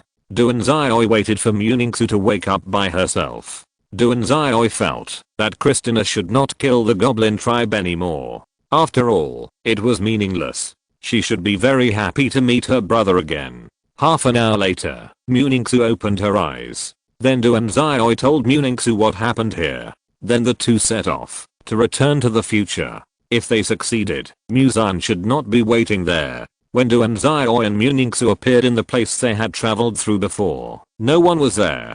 Duanzai and Muningsu continued to wander around the continent for a while and found no signs of destruction. The Holy Kingdom still had deep conflicts with the Dark Continent. However, these things were not something he could control, so Duanzai and Muningsu did not stay too long and returned to their own world. This time, using the power of the demon system made Duanzai's rock system become a mid-level mage, which made Duanzai more or less depressed. However, this also made him want to go to the 3-step pagoda more and more strongly. Hey, what's wrong with this woman? Yali, the once strongest evil god, hugged her arms and looked at Duanzai with an unhappy face. Isn't it too much to bring a white-haired woman back after just a few days of not seeing each other? Hey, what's wrong with this woman? Lena found it interesting and imitated Yali's words and actions, but she didn't have any feelings for Duanzai. After all, she and Duanzai had not known each other for a long time. Looking at the two identical blonde beauties, Muningsu couldn't tell who was who. Duanzai explained the relationship between himself and Muningsu. After listening, Yali looked at Duanzai and said angrily, isn't it too much to leave me, who is closely related to you, and go to hang out with other women? Duanzai rubbed Yali's hair and said, we can never be separated, so as long as you need me, no matter where I am, I will come to you within 3 seconds. Yali's nose was a little sour, but she still said, this is the power of the contract, you bastard. Facing Yali's ruthless piercing, Duanzai was more or less embarrassed. The contract with Yali allowed him to feel Yali's happiness and unhappiness. These things could even appear by Yali's side in an instant when Yali was in danger. These were all brought by the contract, and both of them could feel each other's thoughts, so it was not an exaggeration to say that Yali and Duanzai had the closest relationship. Of course, Lina had the same relationship, but she had no extra thoughts about Duanzai, just simply regarded Duanzai as a bodyguard who understood her thoughts. However, Muningsu left the next day after spending a night with Duanzai because she had to practice harder to help Duanzai. Hey, where have you been? Lingling said the moment she saw Duanzai. Not long ago, she and Emo Fan solved the scaled demon mother incident. She kept calling Duanzai's phone, but found that she couldn't get through. What happened in a far place? Duanzai didn't want to tell Lingling, a little lolly, about her own affairs. Lingling naturally heard that Duanzai didn't want to tell her, so she didn't ask anymore. Lingling, who is he? Suddenly, a teenager rushed to Duanzai and Lingling angrily and said, if you don't know the posture, you would think he was here to catch a cheating wife. He is my boyfriend. Lingling said calmly after taking a sip of juice. Duanzai was helpless. This time, he was probably used as a shield by Lingling. Lingling, this guy is a good looking but useless guy among the little white faces. There will be no good results if you follow him. Maybe when you go to work, this guy will run to other women's beds. Maybe it's also possible to be in a man's bed. The boy began to speak loudly. Duanzai instantly thought to himself that this boy deserved Ling Ling's dislike.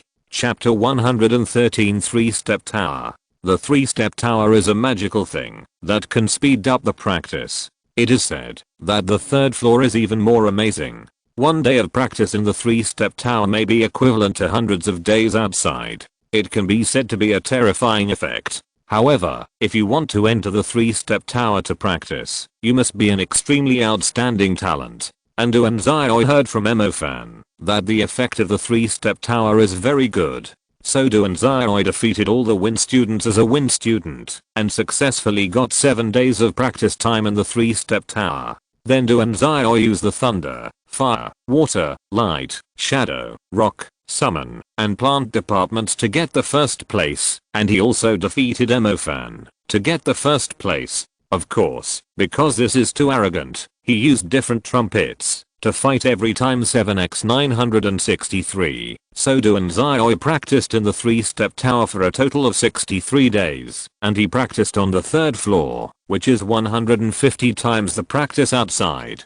That is to say, 1 day of practice in the 3-Step Tower on the 3rd floor is equivalent to 150 days of practice outside. So in such a long time, Duanzai practiced all 9 departments to the 3rd level of the high level. Duanzai was confused about the power of the time system. Every time he had to turn on the demonization, he would have the power to use the power of the time system.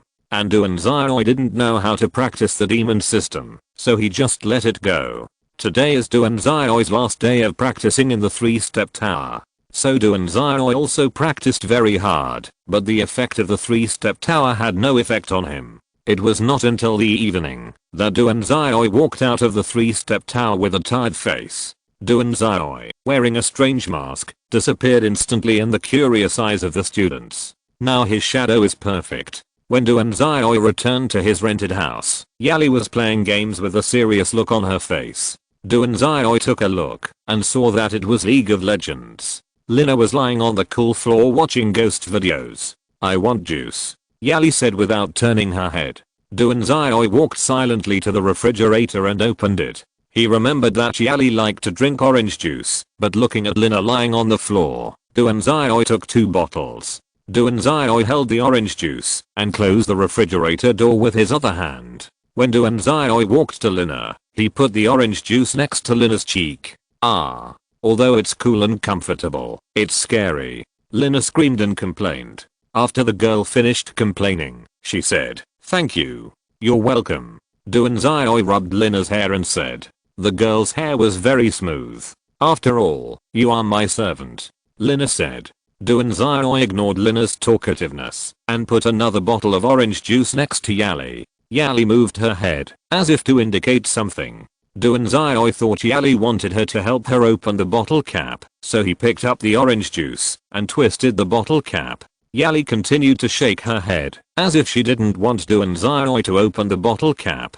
After thinking about it, Duanzai carefully put his hand on Yali's hair and rubbed it gently. Yali's expression became happy. Seeing this scene, Duanzai felt that he had guessed right. Then Duanzai played a game with Yali and went to school. Today his deskmate is a beautiful girl named Inumian, a very talented fire girl, and they had fought before. Of course, Duanzai wore a mask the whole time so Inumian couldn't recognize him. But he soon found out that he was wrong. During class, Inumian wrote him a note. Duanzai felt that his beauty conquered her, so he opened the note with a little pride.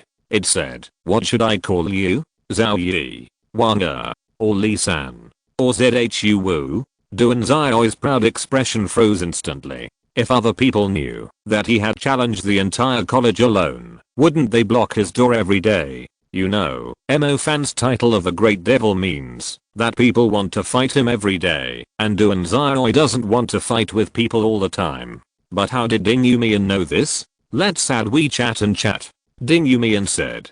Duanzai felt that he had no right to choose, so he added Inumian's WeChat. Inumian's psychic system is very strong, so strong that it makes her feel like she is also a monster, but until she found Duanzai, who is also a monster. So she thought that Duanzai is the same kind, so she wanted to get close to Duanzai. Monsters are lonely, but no monster likes loneliness. I'm scared. I'm afraid that my power will hurt others, so I dare not show all my power, because I'm afraid of becoming an alien. This is the message Ding Yumian sent to Duanzai. After that, Duanzai began to ask about Ding Yumian's situation. Maybe it's been a long time since she chatted with such a person, so Ding Yumian almost told Duanzai about her situation. Of course, she wanted to get close to Duanzai to warm each other.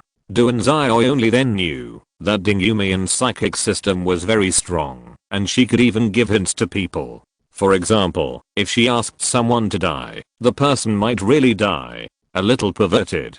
But he could also feel that Ding Yumian was afraid of his own power. All Duanzai could do was to let Ding Yumian get familiar with his power and then control it. What if people regard me as a heretic? Ding Yumian sent a message to Duanzai. Duanzai looked at it and replied, as long as you don't do bad things, I will definitely protect you, because I'm also a monster. Ding Yumian's mood became subtle. In short, Duanzai and Ding Yumian became good friends. Fear of your own power. Duanzai felt that he would not have such a feeling, because he always felt that his power was not enough, and he was pressed to the ground and rubbed every time. Especially Yali. Duanzai was almost beaten to collapse and even despair at that time, but he still persisted.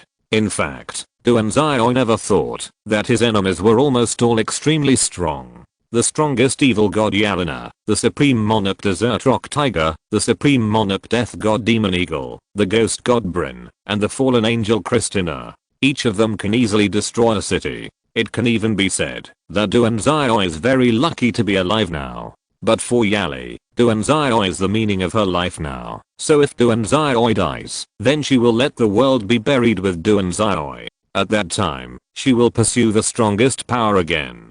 Duanzai felt that he still needed stronger power. The Lord of the Sahara, the Lord of the Ice and Snow in Antarctica, and the Lord of Bermuda were threatening the entire human world anytime and anywhere, so he needed stronger power. Chapter 114 Ding Yumian. Did you know? Ye is on the hot search today. A young man wearing black-rimmed glasses couldn't help but say to the people around him. The young man's enthusiasm affected even Duanzai, who was reading a book. On the hot search. Probably a star. But it's really idle for a mage to like stars. Duanzai knows a lot of mages. They may not know the popular stars at all. After all, those mages are either practicing or gaining experience. They have no time to watch entertainment news. Muningsu is such a person. She will train hard tomorrow, so it is normal for her not to know the stars. Yeah? Is it the blonde angel Miss Yeah? Another young man said. It can be seen that this guy also likes this star. But is it too exaggerated? Blonde angel. Duanzai touched his chin. He should also be considered an angel, right? My stomach hurts. Yali covered her abdomen and looked at Duanzai with a pale face. She just ate a lot of ice cream and had a stomach chash. You are such a talent. Duanzai looked at Yali helplessly and then used the shadow to appear at the door of the school infirmary. Duanzai knocked on the door politely. Come in. A gentle voice came out soon. It should be a gentle and beautiful woman. Duanzai helped Yali into the infirmary, where a woman in a white coat stood, who was indeed very beautiful. The woman looked at Yali, who was holding her abdomen, and said, "What's wrong? I ate too much ice cream." Duanzai said, and Yali on the side looked as pale as paper. I know. The woman put her hand on Yali's abdomen and used the power of healing. Duanzai only saw the warm light released, and then Yali's originally pale face gradually regained its color. Duanzai breathed a sigh of relief and said, although ice cream is delicious, it also needs to be moderate. Duanzai straightened Yali's messy hair. I haven't eaten it before. Yali said weakly, and the cramps in his abdomen just now almost made him unable to stand steadily. The female doctor rolled her eyes at Duanzai and Yali and said, if you want to show off your love, get out now. The female doctor looked dissatisfied. Duanzai left the medical room with Yali, smiling awkwardly. What does it mean to show off your love? Is she a dog? We don't have any dog food. Yali tilted her head and looked at Duanzai. You don't know? Duanzai tilted her head and said, dog food is what dogs eat. Yali said. Yali was not wrong. Forget it. She would know it in the future anyway. So Duanzai said, you are right. This thing is not easy to explain. You are perfunctory to me. Yali was unhappy. She could vaguely feel that Duanzai did not want to explain to her. Okay. Generally speaking, dog food does refer to dog food, but in some occasions, it refers to a couple showing affection in front of single people. Do you understand? Duanzai looked at Yali and said. Yali listened to Duanzai's words very carefully, and she understood it. What the woman said meant that she and Duanzai were showing off their love. Got it, idiot. Yali raised her fair little face and looked at Duanzai and said. Although Yali was scolding Duanzai could still feel Yali's joyful mood. What a hypocrite. This guy. At this time, Lina and Lingling came over together. Recently, Lingling often came to play with Lina and Yali. Lingling is a cute little lolly, and Lina and Yali are perfect for a little lolly. So Duanzai, who was next to the three little lolly, instantly became the target of people's gazes. Let's go play, Lina said happily. What she liked most was playing. Duanzai shook his head and said, I have something else to do, so I won't go with you. Then let's go quickly. Lingling waved and said. Duanzai nodded and said goodbye to the three girls to find Ding Yumian. The two of them agreed to meet at the library today. When he arrived at the agreed place, Ding Yumian was leaning against the bookshelf reading a book. Ding Yumian was originally one of the top 10 school beauties in Mingsu, so this was also very attractive. Duanzai saw many people secretly looking at Ding Yumian, but no one had the courage to approach her. Duanzai's arrival also attracted many people's attention, but Duanzai ignored them one by one. Ding Yumian looked up and saw Duanzai. You're here. Ding Yumian said politely. Well, then start looking. Duanzai said. Ding Yumian nodded and continued reading. What Duanzai and Ding Yumian were looking for was the information of a strange fruit. It is said that, as long as the contracted beast eats it, it will evolve. Duanzai has ice elves and fire elves, so the fruit is still very important. And the name of the fruit is blood god fruit. Since Duanzai knew the news, he began to look for information everywhere, and Ding Yumian came to help him. He was naturally very happy to have someone help him. He originally wanted to ask Yali and the others to help, but seeing that the three little lalas were having fun, he didn't think of disturbing them. In the afternoon, Duanzai rubbed his dry eyes and said to Ding Yumian, see you tomorrow. Yeah. See you tomorrow. Ding Yumian smiled faintly, then turned and left. Duanzai walked up. I checked a lot of information today, but not much is useful. My head hurts. Suddenly Duanzai's phone rang. Duanzai took it out and saw that it was Bing Fengxin. Duanzai did not answer the phone immediately. To be honest, he was most afraid of this woman and Duanzai's phone. But after hesitating for a moment, he still answered the phone. Big face? Bing Fengxin said in a cold tone. Duanzai couldn't hear what this woman was thinking, so he said, what's the matter? Bing Fengxin smiled and said, very smart, come to me 2 months later. I beep. Duanzai just said a word and Bing Fengxin decisively hung up the phone. Arrogant woman. Suddenly the screen showed Duanzai's phone number. Really, why are the two of them calling together? Duanzai thought a little depressed, but still answered the phone honestly. HMM. Duanzai's arrogant voice came over. Is this guy crazy? Duanzai thought silently. Did you see it? Duanzai said. What did you see?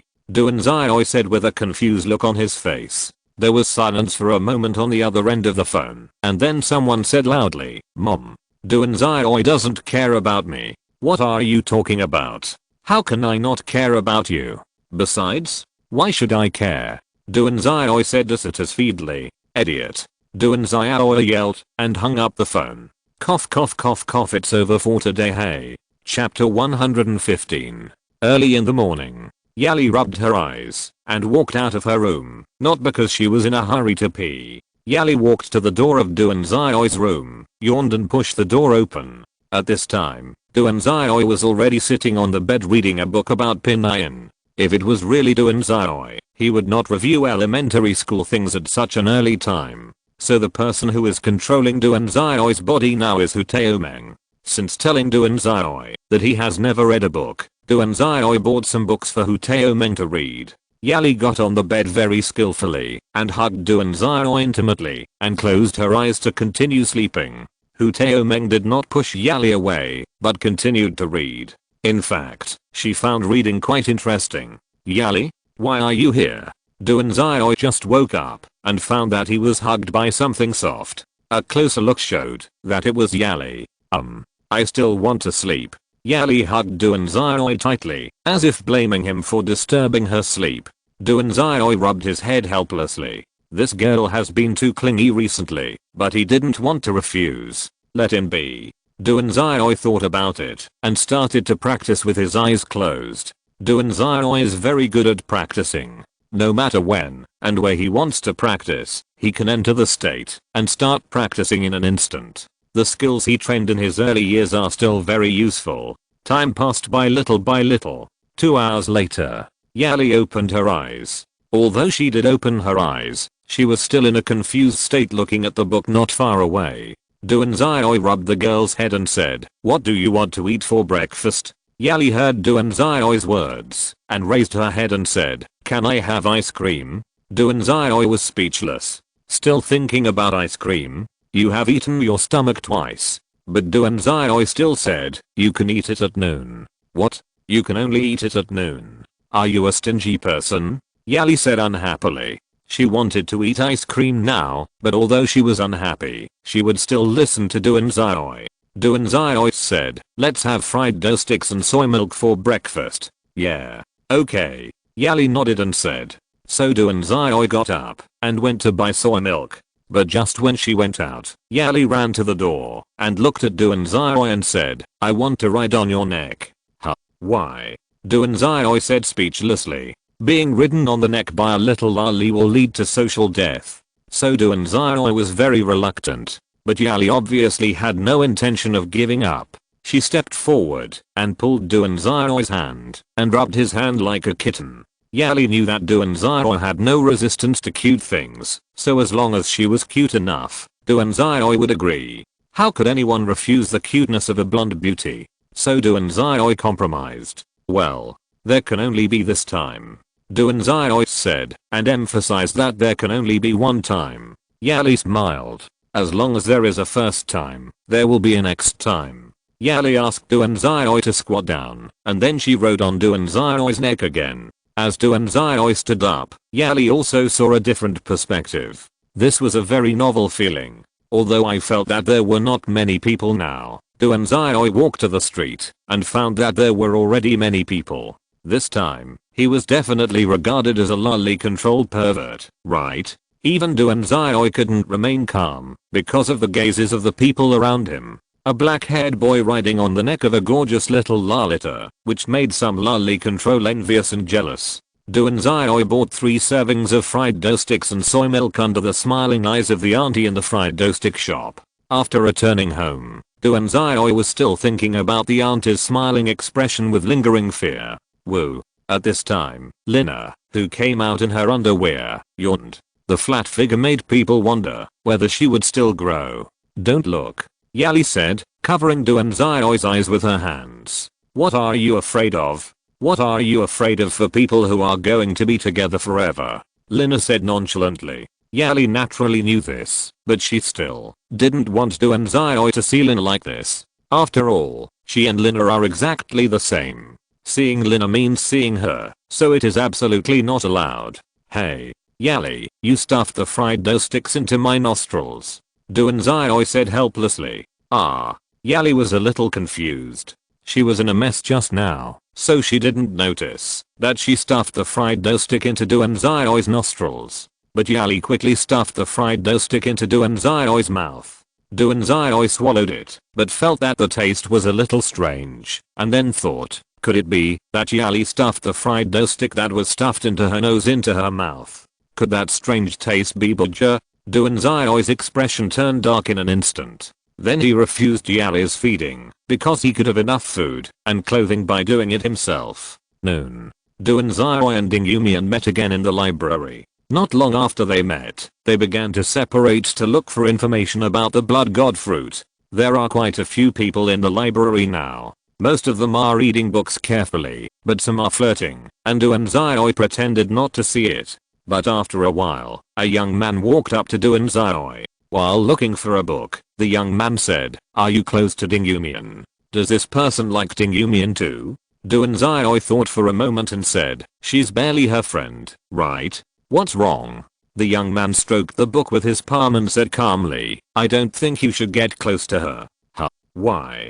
Duanzai said in a low voice, "After all, it was in the library. Because I like her, I will be rude if you get close to her." The young man continued to speak calmly, and it can be seen that he is very confident in dealing with Duanzai. Duanzai would not be scared, and then said, "You like her, so you don't let others get close to her? Do you think Ding Yumian won't like you?" The young man heard the veins on the back of Duanzai's hand bulge slightly, and it can be seen that Duanzai hit his sore spot. "I will kill you," the young man said. Duanzai looked at the young man and said, "If you kill someone, you must be prepared to be killed. So if you have that kind of awareness, come to me again. I don't want to see a spineless person who kneels down and begs for mercy. Do you think you have me?" The young man turned around and looked at Duanzai seriously. He always thought that Duanzai was a person who had nothing to do except good looks, but now it seems that this guy is very arrogant. Duanzai said in a relaxed tone, "That's right. Because you are weak. If you're listening to this novel on a channel other than Fanfic World, it means they downloaded and uploaded it without effort. We cordially invite you to visit our channel, Mundo Fanfic Novelos. There you'll find the original version of this story and you can explore many other novels of various genres. We're waiting for you to immerse yourself in a world of incredible novels." Chapter 116 Blood God Fruit.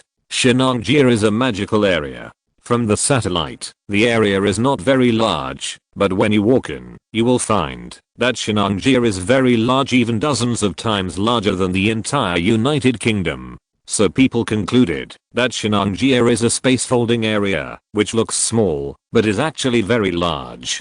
People once tried to expel the demons in Shanghai, but just when they were about to take action, a scout told them that there were at least 7 demon empires in Shanghai. Each demon empire has at least one emperor level creature, so there are at least 7 emperor level creatures in Shanghai, and then people gave up the idea of expelling the demons. After all, no country can fight against 7 emperor level creatures at the same time. Because an emperor level creature requires multiple forbidden spell masters to defeat it, so at least 50 forbidden spell masters are needed, but there are not so many forbidden spell masters in the whole of China. Not to mention that there are demon tribes around, and the demons in Shanghai are generally more Buddhist. If you don't provoke them, they generally won't go out of Shanghai to attack humans. The blood god fruit that Duanzai needed was in Shanghai.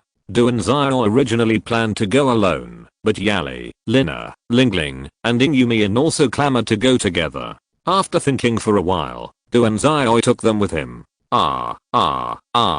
The fire elf suddenly put her hands on her waist and looked at Lingling unhappily. From just now, Lingling always touched her, which made her very unhappy. Lingling stuck out her tongue and said, "After all, she is very cute."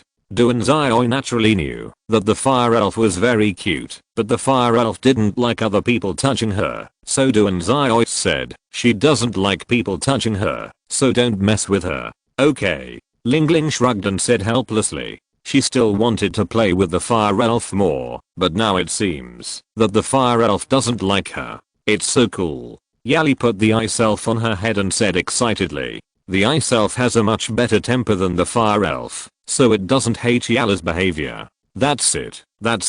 It's so cool," Lina said happily, standing next to Yali. Lingling also ran to Yali curiously. The fire elf pouted and sat on Duanzai's shoulder, shaking her feet unhappily. "She's so cute," Ding Yumian said to the fire elf. The fire elf kicked even more happily after hearing what Ding Yumian said. "This guy is a little arrogant. Very cute." Duanzai stretched out his finger and poked the fire elf's cheek and said, In order to maintain his cool image, the fire elf pushed Duanzai's finger away and shouted unhappily. Duanzai did not push any further. Duanzai rubbed his hair and said, "Be careful when entering Shanghai. He is very strong, but Ding Yumian is only a mid-level mage." Lingling, Yali, and Lina are all children with little combat power, but the ice elves and fire elves should be able to protect them. If it doesn't work, you can go to the plane of the Ice and Snow Queen to summon a group of ice wolves to protect them. One day later, Duanzai, Yali, Lina, Dingyumian, Lingling, as well as the fire elves and ice elves stepped into the territory of Shanghai. At a glance, it was all primeval forest, which felt much more comfortable for the eyes. After passing through hundreds of meters, a stone forest appeared in front of them. The stone forest looked huge and strange. Duanzai knew that there were many demons hidden in the stone forest. Do you want to go over? It feels very dangerous, Dingyumian said. She always felt a little confused when she looked at the stone forest, and she could feel that there were many demons waiting for their prey to come. What are you afraid of? If it were before, I could slap this stone forest into ashes with a slap, Yali said, and then strode towards the stone forest. Yeah. Lina nodded in agreement and walked in with Yali. Let's go, Lingling said, and then walked towards Yali and Lina. They are really not afraid at all, Dingyumian said with a wry smile, but still walked over. She is a genius in the fire system. These girls are not afraid of her, so they will be even less afraid of her. Duanzai can't just do nothing. Duanzai used the magic power of the shadow system to summon a dark ghost. At first, he thought that the one he summoned was a commander level 1, but the moment the dark ghost appeared, Duanzai felt his blood turned cold. It was a monarch level dark ghost. The dark ghost slightly bent down to Duanzai and said in a hoarse voice, "Hello, sir." The dark ghost can actually speak, but seeing how respectful it is, it should protect Yali and the others. "Hello, you go protect them, and I will reward you," Duanzai said. The dark ghost nodded and said, "Sir, can I be your subordinate?" The dark ghost can feel the power of the fallen angel in Duanzai's body, so it is willing to be Duanzai's subordinate. "But I don't have any extra contract space," Duanzai said. If he hadn't made a contract with the ice spirit and the fire spirit, he would be happy to make a contract with the dark ghost. After all, the dark ghost is a super strong man in the dark plane. There has never been an existence that can be contracted. The dark ghost said, "I'm not qualified to be your contractor, but I'm willing to be your subordinate, and I don't need a contract to become your subordinate. I only need to dedicate half of my soul to you to become your subordinate." Duanzai didn't understand why the dark ghost wanted to be his subordinate, so he said, "Why do you want to be my subordinate?" "Because you are qualified to become the Dark King," the dark ghost said. Since the new Dark King came to power, he has been suppressing their dark clan everywhere. So they also need an existence that can compete with the Dark King. Duanzai has blood far beyond that of ordinary fallen angels in his body. So Duanzai has the qualifications to become the Dark King. Although it may take some time, the dark ghost can wait. So for the development and growth of the family, it is willing to become Duanzai's subordinate, and then it may be the subordinate of the new Dark King. First of all, he had to gain Duanzai's trust, so the dark ghost confessed everything. Duanzai also understood the dark ghost's idea, becoming the Dark King. This was something Duanzai had never thought of before, but if he became the Dark King, could he let the creatures of the dark plane help him defeat other demons? And the creatures of the dark plane like killing souls and flesh and blood the most. It feels like it's okay. Chapter 117. The dark ghost hides in Yali's shadow. As long as Yali and the others are in danger, the dark ghost will immediately appear. Seeing Duanzai's happy expression, Lingling said, "What's wrong?" "Nothing. I just use the magic power of the shadow system to summon a dark ghost to protect you, so don't be scared when you suddenly see the dark ghost later." Duanzai looked at Lingling and said, "Dark ghost?" Dingyumian said in surprise. "You know, the dark ghost is very arrogant and generally will not accept people's summons. It seems that even the dark ghost respects Duanzai."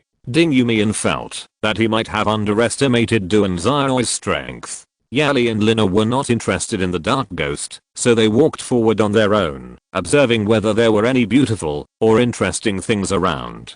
Just when Duanzai and Lingling were talking about the dark ghost, Yali saw a beautiful white flower. Yali thought it was very beautiful and subconsciously walked towards the beautiful flower. Duanzai just noticed Yali's actions. Suddenly, the stone forest in front of Yali moved. It was a 3-meter high rock monster. Yali was startled and watched the giant fist of the rock monster fall down. Ling Ling almost screamed, and Ding Yumian's face beside her suddenly became solemn. Because the rock monster was a commander level creature, even her mental suggestion might not be very effective. Suddenly, she saw something flashing by in her peripheral vision, so fast that Ding Yumian couldn't catch the movement at all. Suddenly, a black humanoid creature carrying a giant sickle rushed out from Yala's shadow. In an instant, the rock monster was torn to pieces by the giant sickle, and even its soul was torn to pieces. Duan Xiaoi also appeared behind Yali. Seeing the girl motionless, Duan Xiaoi thought Yali was scared, so he gently hugged Yali and said, "It's okay. It's okay. It's okay." The dark ghost standing beside him stood respectfully. "Flower. Such a beautiful flower, suddenly it's gone. Woo woo woo," Yali said in a crying voice. So it was this. Duan Xiaoi breathed a sigh of relief. Since Yali's power was sealed, even her emotional intelligence has become that of a little girl, so he thought Yali was scared just now. Woo woo. Hua is gone. Yali hugged Duan Xiaoi's waist and began to cry, seeming very sad. Hua thinks Yali is more beautiful, so she blocked the attack of the rock monster for Yali, so don't cry, okay? Otherwise, Hua's sacrifice will be meaningless. Duan Xiaoi said, after thinking about it. Hiss. Is this guy so good at talking about love? Ling Ling couldn't help but say, but she was also sure that Duan Xiaoi was someone who could help him. After all, that guy was really strong. Ling Ling touched her hair. It seemed a little despicable to do this. Get close to Duan Xiaoi to get closer to him, and then let him help herself. It seems that I also have the qualifications to be a green tea bitch. Ling Ling couldn't help thinking. Ling Ling inadvertently moved her eyes and found that Lina had a confused expression. It seemed that she was confused about something. You did a good job. You can hide now.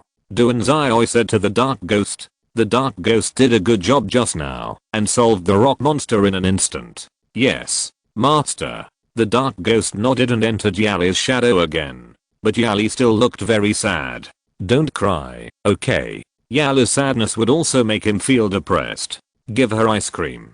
At this time, Hu Taomeng said in Duan Xiaoi's mind. Now she would chat with Duan Xiaoi from time to time. It's easy to say, but where is the ice cream? Duan Xiaoi couldn't help but answer in his mind.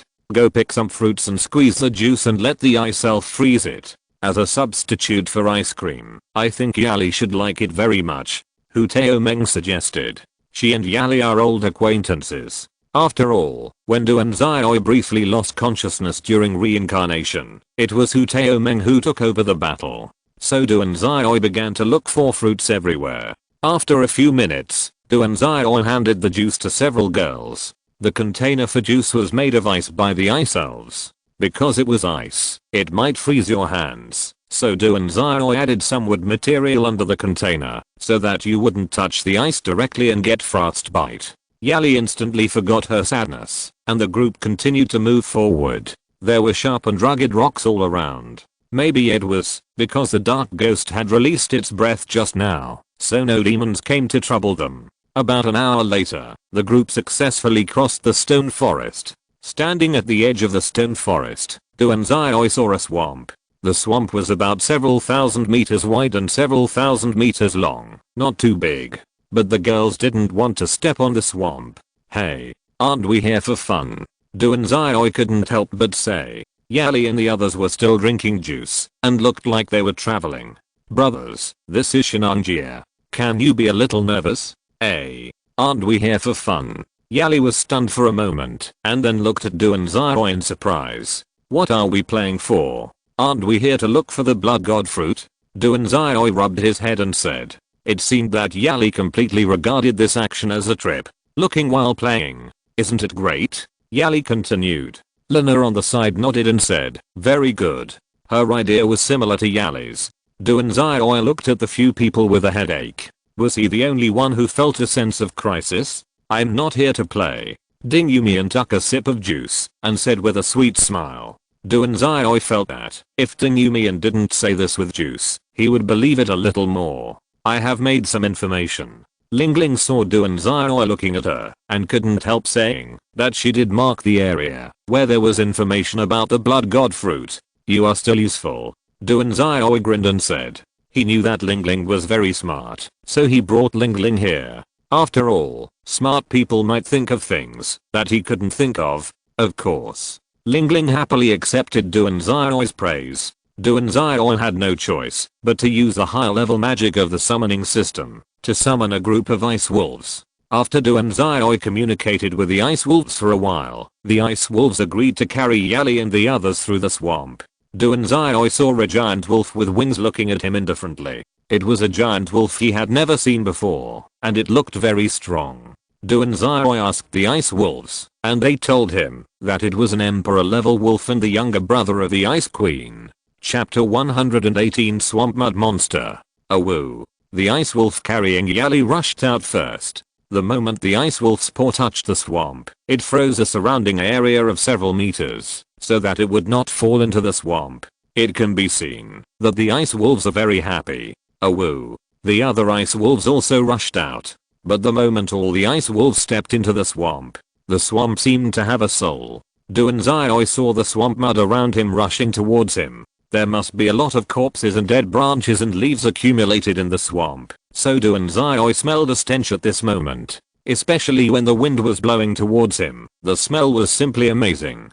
Awoo. Before Duan Xiao could do anything, the ice wolf he was riding spit out a cold current and froze the mud in an instant. This is a large number of swamp mud monsters. They like to drag animals into the swamp and suffocate their prey to death. Ling Ling said. She knew this kind of monster, and it was difficult to kill it. However, the ice wolf of the ice system was very restrained against the swamp mud monster. After all, it could freeze a large area of swamp mud monsters in an instant. The ice wolves excitedly froze the swamp mud monsters everywhere. It can be seen that they like fighting very much. Duan Xiao knew the ice wolves' desire to fight. I know. Duan Xiao answered Ling Ling's words. Wow. Ha ha ha ha. The ice wolf ridden by Yali was dodging the tentacles of the swamp mud monsters everywhere. Yali laughed because it was fun. It seems to be fun. Lena also said with a smile. Ding Yumian was also very happy. If it weren't for Duan Xiao, she felt that she might be easily killed by the swamp mud monster. But why did it feel like the style of the painting had completely changed now? Are you sure you are not on a picnic? Gradually, the swamp mud monsters found that they could not do anything to the ice wolves, so they rushed to the center of the swamp. The mud in the center of the swamp condensed and then gradually formed an extremely huge swamp mud monster. The swamp mud monster looked very big and was covered with flowing mud. It looked very ugly, and of course it was very smelly. Raw. The swamp mud monster actually grew a mouth and roared. Awoo. In an instant, the ice wolves lowered their bodies and howled at the swamp mud monster. The ice wolves are best at defeating the strong by numbers. However, Duan Xiao didn't want these ice wolves to take risks. Maybe the ice queen would beat him because of the death of her men. And the swamp mud monster is now at the monarch level, which is very suitable for training. Leave it to me. Duan Xiao said. Awoo. The leading ice wolf nodded and rushed to the shore with Yali and others. Of course, the swamp mud monster will not let Yali and others go easily. After all, they are all food. Giant shadow nail. Duan Xiao completed the outline of the star map in an instant. The giant shadow nail was fixed on the shadow of the swamp mud monster in an instant. The swamp mud demon and its soul were immobilized and unable to move. However, the swamp mud demon soon broke free from Duan Xiao's control, and a huge tentacle pulled towards Duan Xiao. I've rock demon petrification. High level magic of the rock system. Crack. Crack. Crack. The tentacles of the swamp mud demon were gradually petrified, and even half of the swamp mud demon's body was petrified. But the swamp mud demon is a monarch level creature after all. How could it be defeated by a high level magic? The swamp mud demon gave up its petrified body and condensed a new body again. Roar. The swamp mud demon roared, and dozens of tentacles frantically pulled towards Duan Xiao. Escape shadow. Duan Xiao's body suddenly disappeared. Escape shadow is Duan Xiao's favorite skill, because this skill is very handsome and very practical. After losing Duanzai's figure, the swamp mud demon waved its tentacles around to try to prevent Duanzai from attacking suddenly. Although it looks stupid, it is not stupid. The tentacles waving randomly did block Duanzai's close range, but humans are fragile. In addition to Duanzai and some other perverted mages, there are also mages who like close combat. Duanzai rushed out from a shadow. The innate golden flame, colorful flame, and desert purple flame surged out of Duanzai's body in an instant, like a volcano about to erupt. The hot breath was so hot that even Dingumian, who had already reached the shore, could feel the violent and hot fire element. Is that Duanzai's real power? Dingumian couldn't help but think. Ling Ling pouted her lips. It could be solved in an instant, but she had to waste time. Awoo. The ice wolves howled to cheer for Duanzai. Hey. If I could solve it with a slap in the past. Lina sighed. If she had stood in front of the swamp mud monster in the past, I'm afraid this guy might have been scared to death. After all, she is the one who bears the name of the strongest evil god. Ling Ling rolled her eyes. She didn't believe that Lina had such power. If she did, why didn't she solve it herself? So Ling Ling took Lina's words as a joke. Light flame shock. Duanzai used fusion magic, a fusion magic of light and fire. The colorful and dazzling light flame shock rushed towards the swamp mud monster in an instant. The swamp mud monster waved its huge tentacles to try to block Duanzai's attack, but there was no effect at all. The light flame shock penetrated the body of the swamp mud monster with unstoppable force in an instant. A hole several meters large appeared on the chest of the swamp mud monster. The light flame shock destroyed the body and soul of the swamp mud monster in an instant. The light flame shock also has the ability to attack the soul. Duanzai tilted his head and used the shadow to appear next to Yali and others. Awoo. An ice wolf licked Duanzai's cheek and shouted excitedly. In the past, this ice wolf often accompanied Duanzai in battle. Unexpectedly, it is now stronger than it. It is very happy. Although its strength has also improved a lot, Duanzai's improvement is still more terrifying. Duanzai and him first met a few years ago. At that time, it was an ice wolf that had just reached the level of a general, and Duanzai was just a junior mage. Now Duanzai defeated a monarch level creature with the cultivation of a high level mage, which made it very envious and encouraged. It also wanted to become stronger. Now it is also an ice wolf at the peak of the commander level. The next time they meet, it believes that it can meet Duanzai with the attitude of monarch. Ha ha ha. Xiaobei, what are you doing? Duanzai said with a smile, touching the fur of the ice wolf. He was very familiar with this ice wolf and he even named it. Awoo. Xiaobei, a giant wolf more than 3 meters tall, stretched out his tongue like a husky and flattered Duanzai. Ha ha ha. Duanzai laughed happily. Awoo. Suddenly, the leading ice wolf called out, which meant that they were going to expand their territory, and said that, if there was any trouble, they would just summon them. These guys are really smart, and more importantly, they regard Duanzai as a friend and companion. After all, Duanzai had fought with them before. Duanzai nodded and said, of course. After bidding farewell to Duanzai, the ice wolves returned to the world of ice and snow through the summoning gate. Where did you go? A pleasant voice suddenly asked. The ice wolves lowered their heads in an instant, because the person who spoke was their queen. Awoo. The leading ice wolf answered the question of the snow queen. He summoned you to lead a group of girls across the swamp. The snow queen tilted her head and looked at the ice wolves and said, are you free? Go and hunt 10 monsters of the same level for me. Remember to do it alone.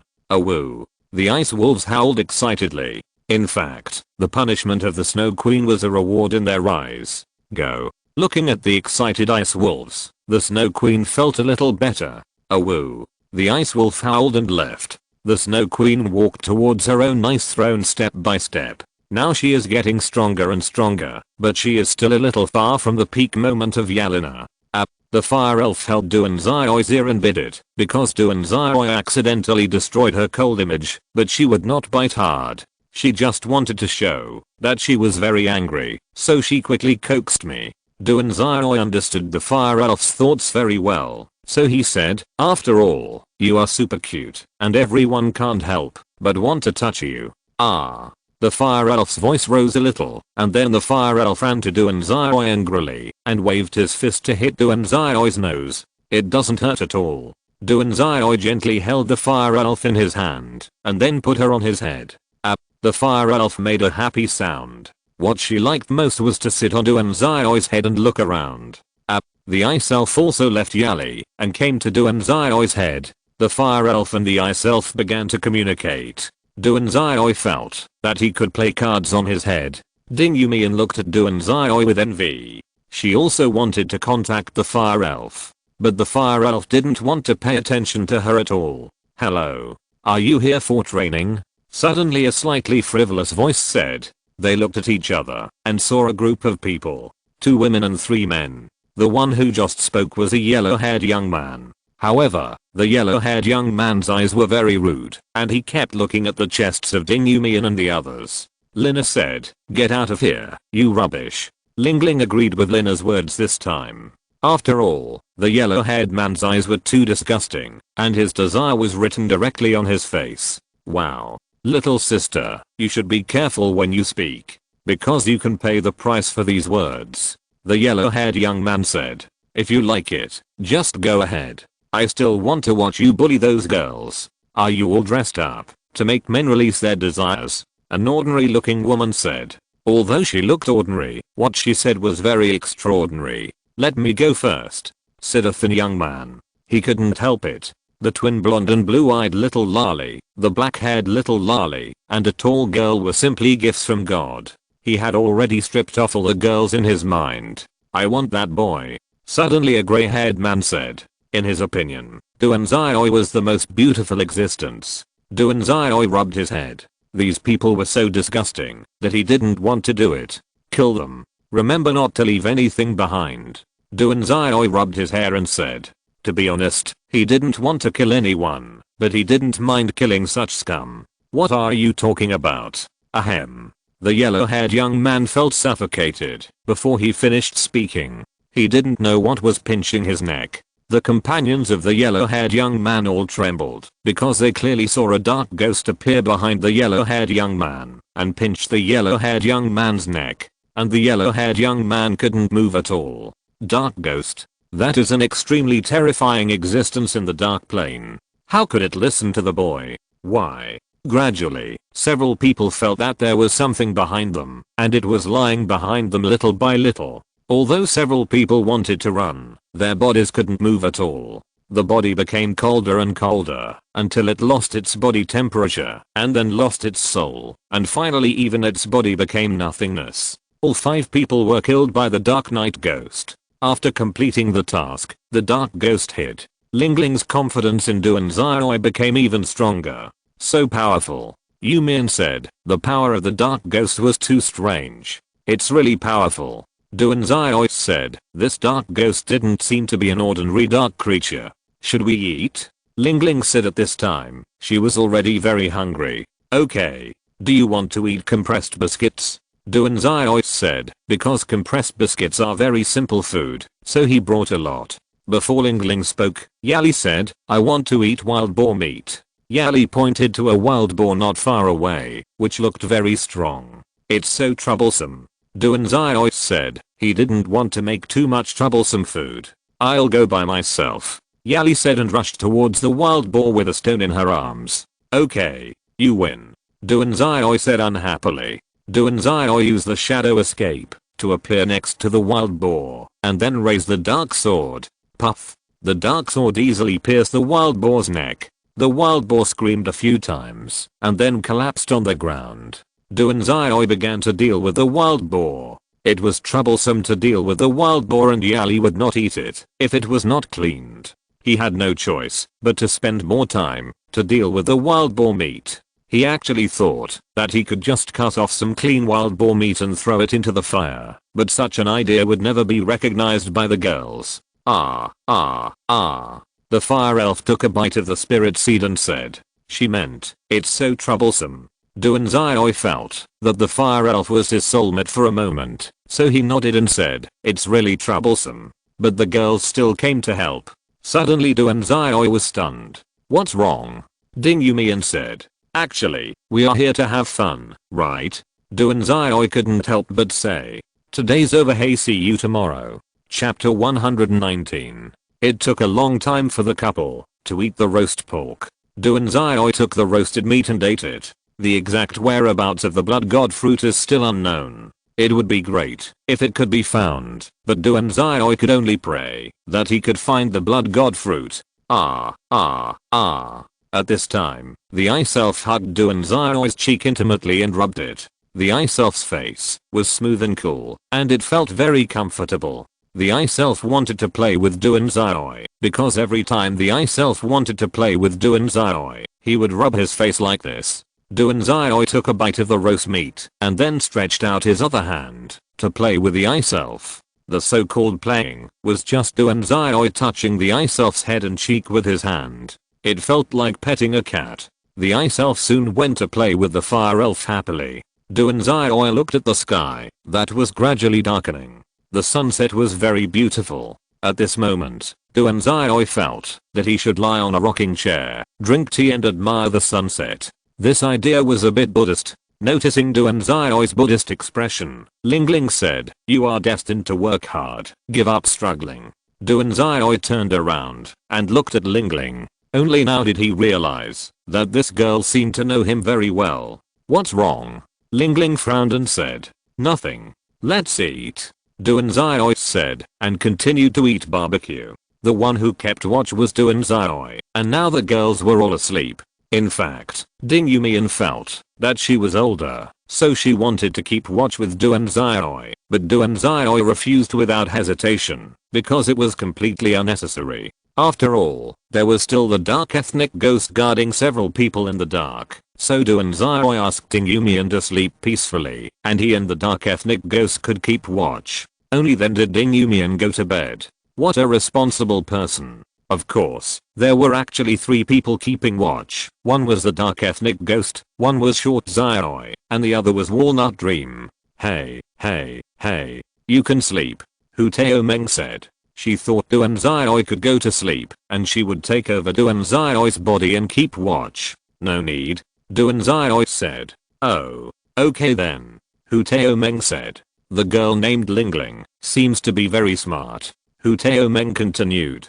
"Today she has been paying attention to the black-haired little Lalita. She is not only smart, but also calm and unperturbed. It feels like an adult's soul is bound in the body of a minor. She may have to do this," Duanzai said. He felt that Lingling was hiding something from him, and at this age of playing, Lingling kept drilling into the demons. It was not normal, no matter how you think about it. Is there any normal girl who likes to deal with demons? So Duanzai thought that Lingling might have some reason to deal with demons. Duanzai felt that Lingling should tell him the reason at the right time, so there was no need to care too much. "By the way, do you want to stay in my body for the rest of your life?" Duanzai said. He felt that Hu Taomeng should leave his body. "I can't leave." Hu Taomeng couldn't help but say, of course she wouldn't leave even if she could. Early morning. Yali was the first to walk out of the simple tent. Yali rubbed her eyes and then took Duanzai's hand and walked away. Duanzai didn't understand why and said, "What's wrong?" "I don't dare to pee alone," Yali said dazedly. If it wasn't for the unbearable urge to pee, she might have slept for a while. In this way, the two of them came to a more secluded place. Yali let go of Duanzai's hand and began to unbutton her pants. Duanzai turned his back helplessly to Yali. He could hear Yali's itchy voice, but he still had no intention of turning back. "If you want to see it, just look at it," Yali rubbed her eyes and said. She naturally knew Duanzai's inner desire at this time, and Yali felt that Duanzai was everything to her, so it was okay to be looked at twice. "I won't look at it," Duanzai said, although he wanted to look, but still held back. After finishing, Yali stood up and pulled up her pants. She was much more awake at this time, but she still wanted to sleep. So Yali walked behind Duanzai and put her head against Duanzai's back and said, "Can I sleep until noon?" "No," Duanzai said, "the blood god fruit has not been found yet, and this is Shanghai. It's very dangerous." Yali said frustratedly against Duanzai's back. She still wanted to sleep. If I had known, I would not have come to pee, which delayed my sleep time. When Duanzai and Yali went back, Lingling had already finished washing up. You are so close. Lingling couldn't help but say, she felt that the distance between the two was too close. Of course. After all, he is the one who will accompany me forever. Yali raised her little face and said, me too. At this time, Walnut Dream said in Duanzai's mind, are you a couple? Ding Yumian came out and said, no. Lovers may become strangers, but we will never be apart. I'm going to pee. At this time, Lina came out yawning and said with her head against Duanzai's chest, scumbag. Lingling couldn't help but say. Ding Yumian also nodded silently. She didn't expect Duanzai to win over the pair of sisters in front of him. It felt amazing. Duanzai couldn't explain it clearly, so he touched her head and took Lina to pee. It must be said that they were indeed the same person. Even the way they walked was exactly the same. Are you Yali or Lina? Lingling looked at Yali at this time and said, Yali, what's wrong? Little Bean? Yali said, Little Bean? Lingling silently looked at Yali, who was almost as tall as herself. Doesn't this guy have any idea? Does Duanzai like you or Lina? Lingling said, HMM. Our relationship goes beyond liking, and even beyond love, so don't underestimate our relationship. Yali said, are you willing to die for Duanzai? Lingling said roughly, but she regretted it as soon as she said it. She just thought Yali was showing off her close relationship with Duanzai, so she couldn't help but say it.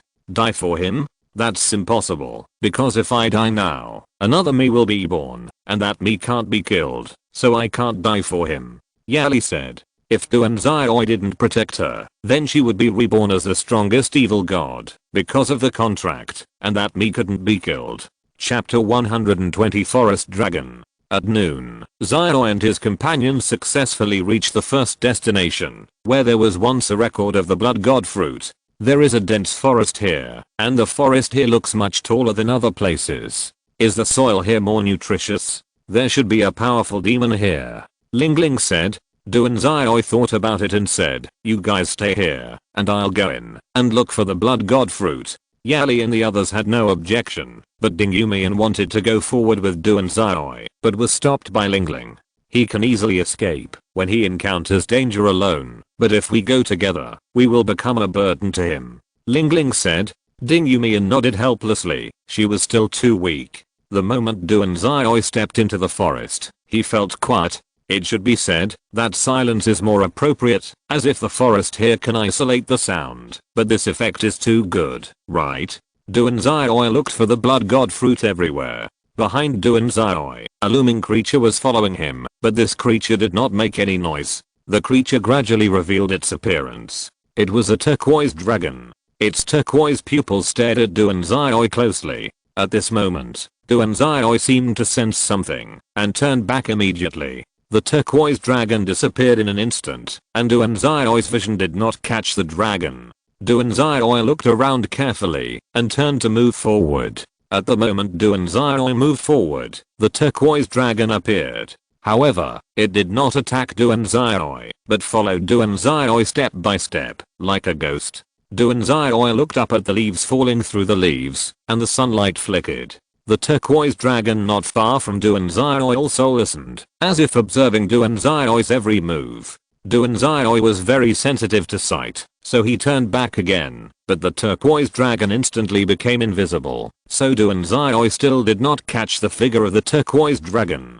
Patter. A pine cone fell, and hit in front of Duanzai. Squeak, squeak, squeak. A little squirrel ran in front of Duanzai, and stood up to look at Duanzai. It wanted to run, but the attraction of the pine cone was too strong. At this moment, the dragon appeared behind Duanzai, and its claws were already aimed at Duanzai. The emerald dragon was ready to attack Duanzai.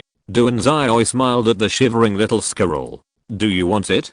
Duanzai squatted down, and picked up the pine cone with his hand, and looked at the little squirrel. The little squirrel didn't know what Duanzai said, but it still felt that Duanzai had no ill intentions, so the little squirrel ran to Duanzai carefully and looked at the delicious pine cone. As long as it had the pine cone, it could have a girlfriend. The excited little squirrel walked carefully to Duanzai. The little squirrel gently stretched out its front paws and touched the pine cone, and then immediately retracted it. The little squirrel looked up and saw Duanzai's still sunny expression. The little squirrel felt the kindness released by Duanzai, and it approached Duanzai again and gently hugged the pine cone. It didn't run away immediately, but looked at Duanzai, as if asking if it could be taken away. Duanzai reached out and touched the little squirrel. It was furry and cute, but it might be because it was scared, so the little squirrel Duanzai saw was trembling. The emerald green dragon behind Duanzai stared at Duanzai, but didn't make any noise. Hehehe. It feels good. Duanzai made a perverted voice and stroked the little squirrel. The little squirrel felt very comfortable with Duanzai's touch, so he relaxed. Duanzai took the opportunity to touch the little squirrel more, and then remembered that he had something to do. So Duanzai raised his hand and said, "Goodbye, little guy." The emerald green dragon retreated step by step, and it did not attack Duanzai. Duanzai stood up, looked around, and began to look for the blood god fruit. The little squirrel stood up, looked at Duanzai, and then ran towards a big tree, while biting the pine cone. The creatures in this forest are very kind, and there are no carnivores, so the little squirrel is also very brave. Where is it? Duanzai couldn't help complaining. There was still no sign of the blood god fruit. Be patient. Walnut Dream said. Do you think it's strange here? Walnut Dream continued. Yeah. It's really strange. To quite. Duanzai said. Yeah. So it's better to be careful. Walnut Dream reminded Duanzai that she always felt that someone was watching them. Of course.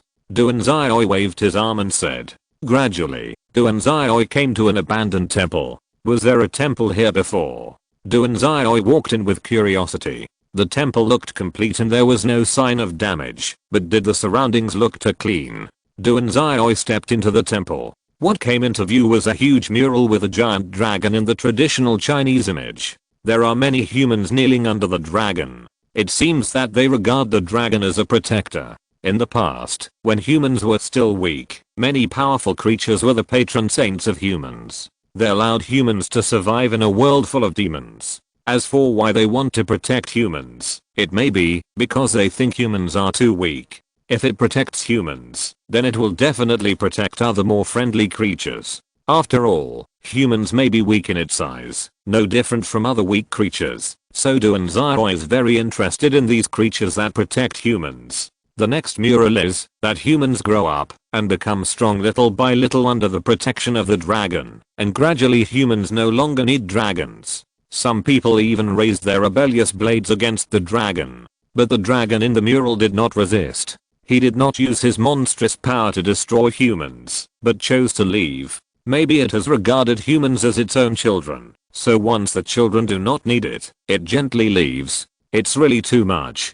Duanzai stroked the mural. There are always some people in the world who have strange ideas. They are afraid of dragons, so they have to kill and expel dragons. Is the reason just that the dragon is too strong?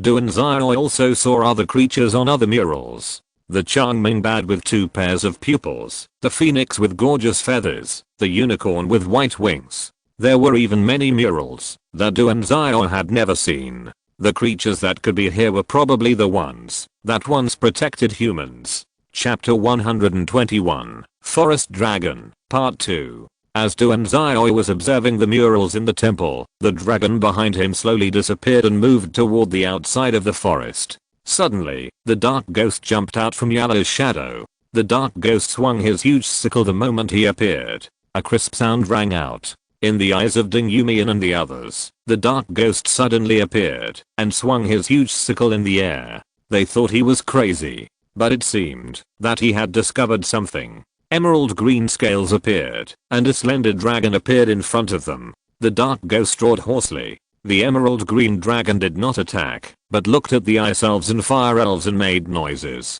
The ice elves and fire elves flew to the emerald green dragon and cried as if they were communicating. The dark ghost was alert to the dragon that suddenly appeared. If he had not released the dark insects in the vicinity in advance, he would not have been able to find the emerald green dragon. The dark insects are very small creatures that are almost invisible to the naked eye. The moment the dragon appeared, the Darkborn bud told the Darkborn Terror, so the Darkborn Terror drew out the sickle and swung it. He thought the dragon was going to attack them, so he attacked first. But now it seems that the dragon doesn't want to kill them. So beautiful.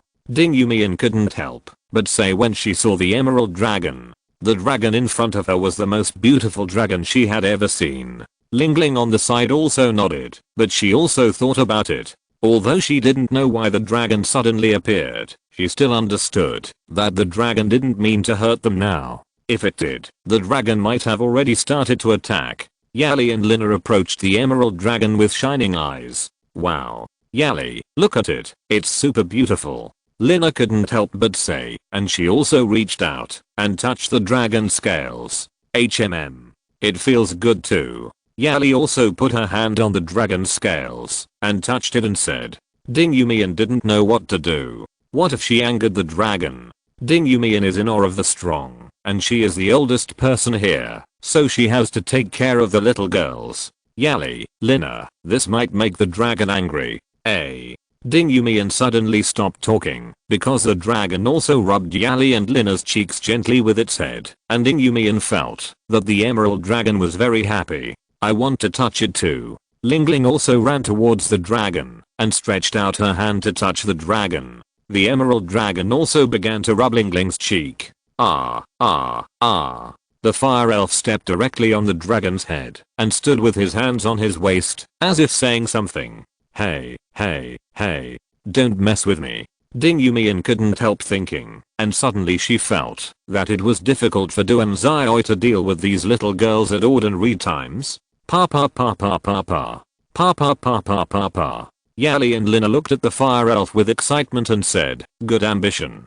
Ding Yumian and Ling Ling looked at Yali and Lina with curiosity and said, can you understand the words of the fire elf? It was Ling Ling who spoke. Of course. Lina said, and then looked at the fire elf with admiration. So what did the fire elf say? Ding Yumian said. Ling Ling also looked at Lina. She was also curious about what the fire elf said. The fire elf said she would spank her master's butt. Yali said, and then looked at the fire elf with more admiration. This is indeed very ambitious, but why spank Duan Zioi's butt? Ding Yumian couldn't help but say, Duan Zioi really likes the fire elf. The fire elf waved his fist at Ding Yumian and shouted aggressively. Ding Yumian didn't understand and looked at Yali and Lina. Lina touched the dragon scales and said, because her master has been bullying her, she has to bully him a little bit, and she must work hard. Lina raised a big finger to the fire elf. Ding Yumian was speechless, but she also envied Duan Zioi. Such a fire elf is really super cute. Roar. At this time, the dragon shouted. In an instant, the fire elf, Yali, and Lina all showed excited expressions. The ice elf rubbed his forehead helplessly. The sudden excitement of the fire elf, Yali, and Lina made Ling Ling couldn't help but ask, is the dragon willing to help you teach Duan Zioi a lesson? That's right. Shorty. Yali said happily. You are also Shorty, right? Ling Ling couldn't help but said with her arms folded. There should be some kind of large creature here. Duan Zioi said as he looked at the environment around the temple. There were huge footprints on the ground, probably large demons. It looked like a dragon demon. If it was a dragon demon, it might be out foraging now and could come back at any time. Duan Zioi was not afraid. Anyway, he was not afraid of even an emperor level dragon demon. Is it the dragon guarding the temple? Hu Taomeng said. She felt that the temple here was well preserved, so it might be a creature guarding the temple. She remembered that there were also powerful demons guarding the evil temple where she used to live. It's possible. Duan Zioi actually had this idea. Duan Zioi walked to the side and saw a huge mural. He saw a gorgeous phoenix standing in front of a group of trembling humans, and opposite the phoenix was a huge beast. It looked like a dragon monster, but it had no flesh wings. It should be a lizard dragon monster. This is a very common monster even now. It has a strong reproductive ability. It feels that, if you give them a year, they can give birth to a monster empire. Fortunately, monsters and humans will hunt these lizard dragon monsters regularly, otherwise the lizard dragon monsters may turn the whole world into a race. Lizard dragon monsters are not welcome in this world. After all, they are greedy and do not know how to restrain themselves. The phoenix on the mural defeated the lizard dragon monster, and then the lizard dragon monsters fled everywhere. Humans therefore worshipped the phoenix as a totem. There is even a mural in which a human child was sleeping in the wings of a phoenix. It can be seen that the relationship between humans and totems at that time was very good. It would be great if I could see such a picture. And Duanzai was also very curious about how the phoenix bloodline in his body came from. Could it be that his ancestor combined with the phoenix? But there should be reproductive isolation. Duanzai shook his head and threw away this idea. He wanted to see the phoenix and other totem beasts. Chapter 122. A young man in military uniform was moving quickly through the woods, and it was obvious that he was very anxious. The young man could still feel a killing intent, but he told himself that he must be faster, which was his only thought. Yo, brother, you are quite fast. Suddenly, a figure rushed to the side of the military youth and said with a chuckle, "Damn it." The military youth frowned, and then bright flames instantly burst out from the military youth's body. This flame can melt steel in an instant, but a palm emitting a dark and strange breath penetrated the bright flames, and the strange hand instantly pinched the military youth's head. "Brother, join us. If so, I can spare your life." The person who spoke was a handsome black-haired young man. "Okay," the military youth said. "Heh, brother, you clearly said you wanted to join, but you took out a dagger, which is too much," the black-haired young man said expressionlessly. The military youth waved his arm in an instant, and a dagger emitting cold light slashed towards the black-haired young man's neck. This dagger is a magic tool, and it can kill even commander-level creatures. He just wanted to sneak attack, but it was obvious that he was discovered. The military youth was pinched by the black-haired youth and thrown to the ground. The military youth fell to the ground in an instant, and the powerful force made him smash a hole several meters wide in the ground. The military youth felt that his arm bone was broken. Without a healing magician, his hand could not use power in a short time. "Sorry, my hand slipped." The black-haired youth appeared beside the military youth and said, "Damn it," the military youth said, and then stabbed the black-haired youth with the dagger in his hand. "He couldn't die here. If the news is not brought back, then one of the demon empires in Shanghai will launch an attack. An attack without any signs will definitely cause people to suffer heavy injuries, so the news must be brought back." Bang! The black-haired youth kicked the military youth away. "Wait for death obediently.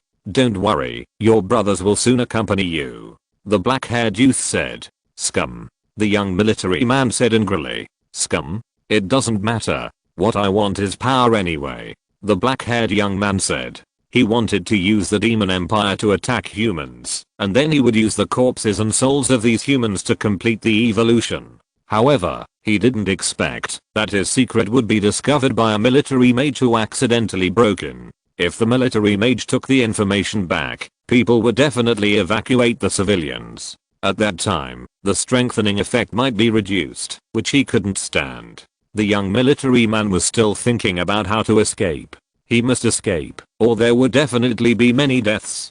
His responsibility made him unable to die. The young military man spread his wings of wind and flew away. Hehe. The black-haired young man smiled. As long as he killed the military mage before he left Shanghai, he would be fine. So let's have some fun now. The young military man was flying at a high speed in the air. When he passed by a quiet forest, he saw a boy hanging on a big tree. His clothes were tattered. He was probably attacked by demons. The young military man hesitated. If he didn't save the boy, he would probably be killed by the demon, right? But if he saved him, he would definitely be caught up by the pervert behind him. The young military man paused for a moment and then rushed towards the boy in an instant. If he couldn't even save the person in front of him, how could he save others? The young military man picked up the boy and rushed away. "What are you doing?" The boy, Duanzai, frowned and said. "This guy hugged him as soon as he came. Could he be trying to pick up the corpse? Great. Can you tell the military? The Lord of the Sky is about to attack humans. Please. By the way, are you injured?" the young military man said. It can be seen that he was very happy. He felt that he could hold the black-haired young man and let Duanzai tell the military. "Lord of the Sky, What is that? Duanzai said after a moment of surprise. That is an emperor level demon, a 9-winged sky eagle. It has a huge number of demons under its command. The flying creatures in Shanghai are basically its subordinates, so hurry up and tell my companions. By the way, my name is Gu Kaiang. Tell them my name, and they will believe you. The military youth said. Duanzai rubbed his head and said, go by yourself. And the demons are already here. Look where. Duanzai pointed to a large area of dark demonic energy in the distance. By the way, that guy wants to kill you, right? Duanzai said to the black-haired young man, who had a strong killing intent. He is the mastermind. The mastermind who planned to let the demons attack humans. The military youth said viciously, and he wished he could eat the black-haired young man alive. Is that so? You go back and notify people to evacuate quickly. I will stop these demons, but don't expect me to slaughter a demon clan. Duanzai pushed the military youth away and disappeared in an instant. When he appeared again, the black-haired young man had been pinched by Duanzai's neck. How could you? The black-haired young man looked at Duanzai in confusion. He didn't even react when Duanzai grabbed his neck. This guy might be useful, take him back. Duanzai said, and the dark origin terror appeared on the black-haired young man. The military youth looked at Duanzai in confusion. Dark origin terror. This is a super strong creature. Please send them all back. By the way, protect Yali and the others if possible. Duanzai said, and a giant green dragon flew out of the forest.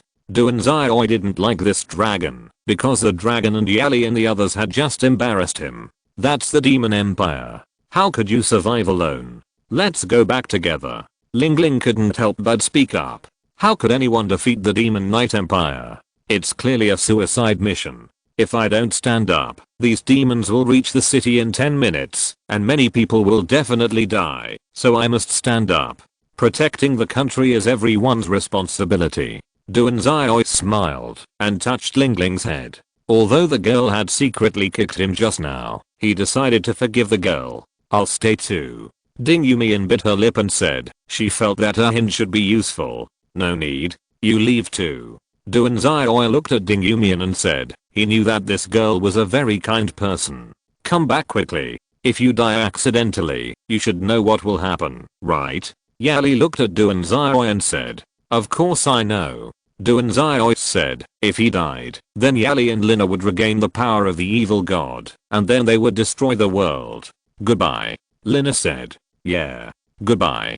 Duanzai said. The moment Duanzai finished speaking, the magic dragon armor covered his body little by little, and the black scales exuded a strong breath. The emerald green dragon left with the military mage and several others. Ling Ling bit her lip as she watched the young man flapping his black dragon wings. How could the Demon Empire be stopped by him? The Demon Empire. That meant there were Emperor level demons. And how could they stop these flying demons? Dark Flame Thunder Domain. Duanzai used magic with all his strength. The fusion magic of the Shadow System, Fire System, and Thunder System drained all his 3-system magic power in an instant. But the effect was also very good.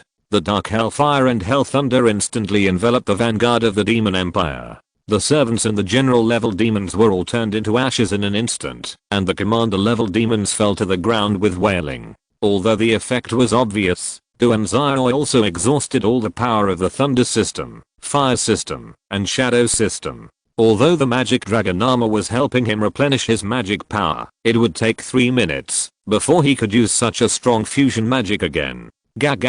A giant black feathered crow with a wingspan of 100 meters stared at Duanzai. It was a demon of the great monarch level. Although it was not the strongest subordinate of the Lord of the Sky, it could also be ranked in the top 10. Ga. The black feathered crow opened its mouth and spit out a black hurricane.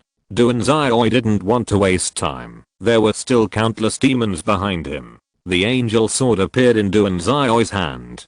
Duanzai waved the angel sword, and the golden sword light instantly defeated the black hurricane of the black feathered crow. Ga.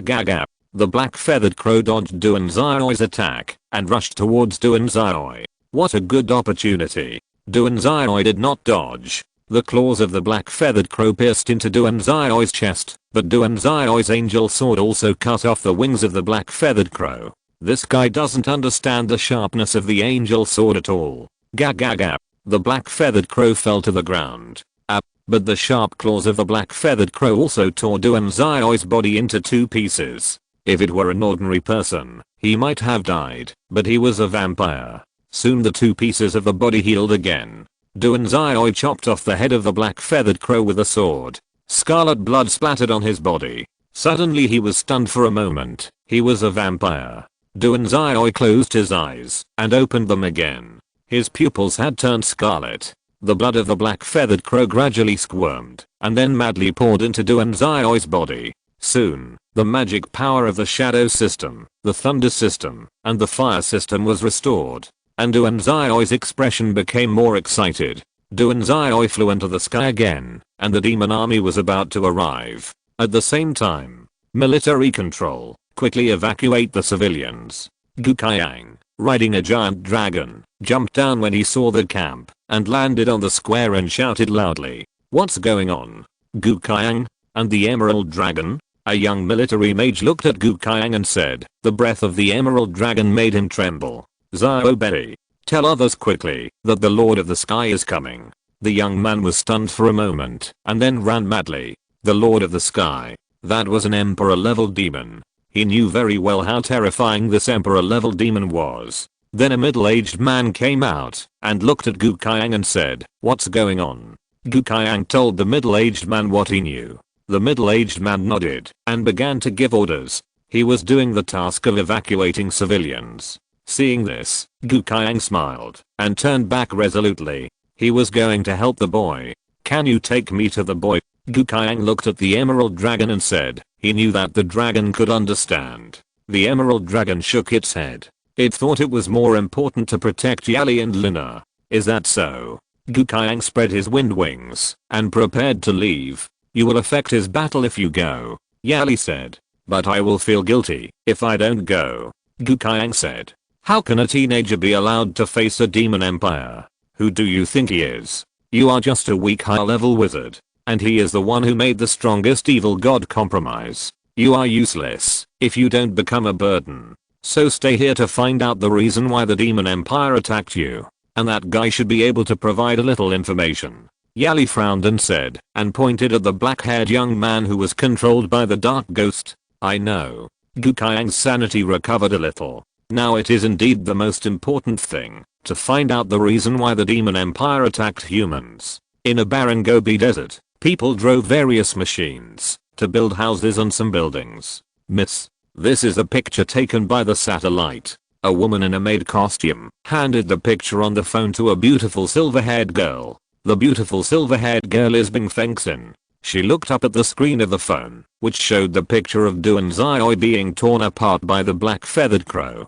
Bing Fengxin's expression froze for a moment, but when she saw Duanzai recover quickly, she relaxed and said, "Isn't it normal for him to kill monarch-level demons? Don't bother me with trivial matters, miss. This time his opponent is the demon empire of the Lord of the Sky. It is impossible for him to defeat the Lord of the Sky in just 3 minutes." The woman in the maid costume said. The 3 minutes she was talking about were Duanzai's angel form.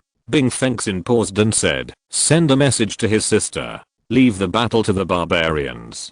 Bing Fengxin's tone sounded very calm. "I know." The woman in the maid costume nodded and walked out. Bing Fengxin stretched out her pale hand to pick up her cup and slowly drank some juice. By the way, why does that guy always do such dangerous things?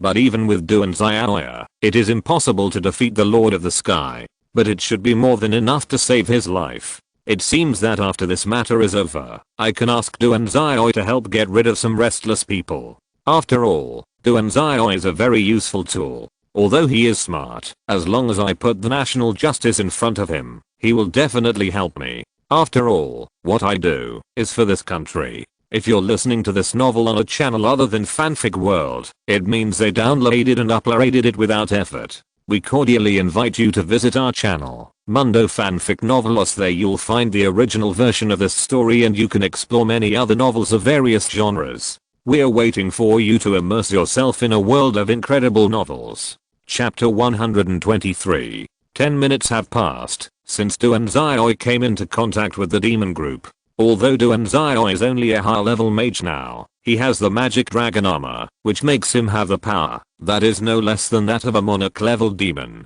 And his high level magic has been strengthened 7 times. Just based on this point, one of his high level magic is equivalent to super level magic, especially the blessing of the fourfold divine seal praise of the fire system. So Duanzai's high level magic is equivalent to the power of super level magic, and the fused magic can even hurt creatures of the supreme monarch level. So now no demon has broken through Duanzai's blockade. But Duanzai understands that powerful demons will attack soon. He can't keep blocking the demon empire. Yin. The crisp and loud voice passed through the clouds and reached Duanzai's ears. Looking up, the clouds were slowly dispelled and the wings were about 100 meters long. This is the real giant beast. This giant beast is a pure white bird, and Duanzai can clearly feel that it is a demon of the supreme monarch level. The six-winged white bird is the strongest fighting force under the Lord of the Sky. The six-winged white bird looked at Duanzai proudly. In its eyes, Duanzai was just an ant, but an ant dared to stop them, which was absolutely unforgivable. The six-winged white bird clenched its claws slightly towards Duanzai. Crack. In an instant, a huge force acted on Duanzai's body, and the magic dragon armor also made a sound of collapse. This is the power of space. Duanzai felt his body being squeezed again. The huge force made it difficult for him to breathe. But he couldn't break free by brute force. There was no way. Crack. The six-winged white bird crushed Duanzai's body, and scarlet blood flew all over the sky. A mere ant should die. The six-winged white bird looked up at the human world proudly. But in an instant, the blood flying all over the sky condensed into Duanzai again, and even the magic dragon armor became brand new. Of course, the price was Duanzai's magic power of all systems. The magic dragon armor absorbed all the magic energy to recover. Now Duanzai is very embarrassed. Without magic energy, he can't even open the angel form, but fortunately he is a vampire. Duanzai flew to the black feathered crow and sucked its blood again. This time the magic energy was replenished again, but Duanzai also noticed a difference. He became more eager for blood. Maybe if he continued to suck blood, he felt that he might become a bloodthirsty monster. This is not good. Duanzai spread his white wings behind him. At this moment, his bloodthirsty impulse was gone. It seems that the angel form can suppress the bloodthirsty impulse. Duanzai raised the angel sword and pointed it at the demons in the sky. This time he wanted to kill the six-winged white bird. But Duanzai would not let them turn into ashes in an instant, because he still needed the blood of these demons. Angel's judgment. Duanzai raised the sword and stabbed it into the ground fiercely. The six-winged white bird flapped its wings and looked at Duanzai. It didn't understand why this human was not dead yet. Suddenly, light passed through the sky and fell. The six-winged white bird suddenly felt a pain in its wings. It looked like a lightsaber pierced its wings. It was very surprised. You know, its wings are extremely hard. Even superclass magic can't hurt it at all. In an instant, a golden sword rain fell from the sky. The six-winged white bird was pierced by the golden sword rain before it could react, and its white wings were stained with blood. The six-winged white bird died. Countless demons died with it. The bodies of demons and scarlet blood fell from the sky. Duanzai's 6 white wings were gradually dyed red by blood. Everything around turned blood red. Suddenly Duanzai felt like he was a demon. But if he became a demon to protect people, it was acceptable. The blood-colored 6 wings gradually retracted into the body, and then the dark wings grew out. Fallen angel form. At this time, a golden light appeared above Duanzai. How did you become like this? The voice was very hoarse, but it could be felt that the speaker was very surprised. Duanzai looked up and saw an angel. The angel in the armor is an angel with forbidden spell level power. Because I need power. Duanzai said. Power. Even the power of a fallen angel will do. The angel said angrily. No way. I need power. Besides, power is not good or bad. It depends on the user. Duanzai said. The fallen angel is the pawn of the Dark King, and the coordinate for the Dark King to invade other worlds. Do you know that? The angel said. I don't know this. Let's solve the trouble in front of us first. Duanzai had just finished speaking when a creature with blue and white feathers appeared in the sky. It is not even as big as a 6-winged white bird. At first glance, it has 9 wings, but if you look closely, there is another wing hidden under the other wings. It is probably growing, so it actually has 10 wings. The Lord of the Sky looked at Duanzai and the shining angel in front of him calmly. Suddenly, the Lord of the Sky flapped his wings. In an instant, the space from the Lord of the Sky to the area in front of Duanzai was torn apart. After the space was torn apart, a black void was revealed. Duanzai and the angel rushed to both sides in an instant. "Are you okay?" the angel said, looking back, and then saw half of Duanzai's body disappear. "Damn it," the angel said angrily. "How horrible." Duanzai patted his chest and said, the blood on the ground floated up and poured into Duanzai's body, and the other side of the body that was destroyed recovered. And the replenished magic energy can also keep the fallen angel form for another 3 minutes. "You will become a demon if you continue like this," the angel said. "Demon? I have been one for a long time," Duanzai said, and then appeared in front of the Lord of the Sky in an instant. The angel sword chopped at the Lord of the Sky with the power to tear apart the space. The wings of the Lord of the Sky flapped slightly. The blue wind blade collided with Duanzai's angel sword, but the number of wind blades was huge. In an instant, Duanzai turned into a pool of flesh and blood this time. "You damn bastard." The angel appeared above the Lord of the Sky, holding a lightsaber and stabbing at the Lord of the Sky. "Yin!" the Lord of the Sky shouted, and then a silver light flashed.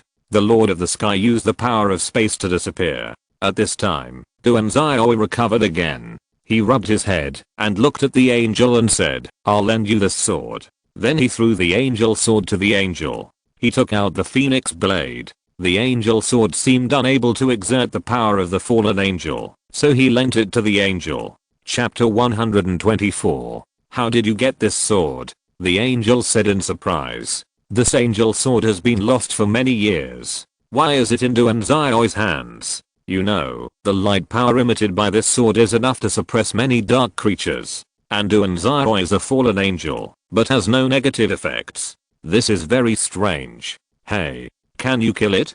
Duanzai said. The Lord of the Sky is stronger than he is now, so he can only pin his hopes on this angel who suddenly appeared. "I'll try my best," the angel said in a hoarse voice. "Generally speaking, you have to be fully prepared to attack the Emperor level creatures. How can she defeat the Lord of the Sky in front of her without any preparation when she suddenly rushed over like this? Then I'm going to use my big move," Duanzai said, and his body began to change. The white wings replaced Duanzai's 3 black wings. The shadow system and the light system have completed the fusion. At this moment, Duanzai felt that his power had undergone a qualitative change. The angel frowned at the half of the golden wings on Duanzai's back and said, "What's wrong with you? Light and darkness are one.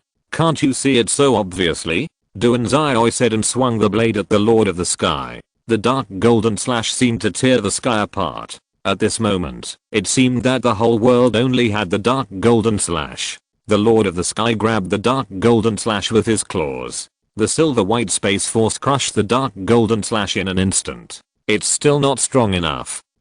The angel waved the angel sword in his hand, and the dense sword rain cut through the space and flew towards the Lord of the Sky. The Lord of the Sky waved his wings calmly. The green hurricane crushed the golden sword rain in an instant. "It's too strong," the angel said. "They couldn't deal with the Lord of the Sky with just the 2 of them." "I know, but there is no other way."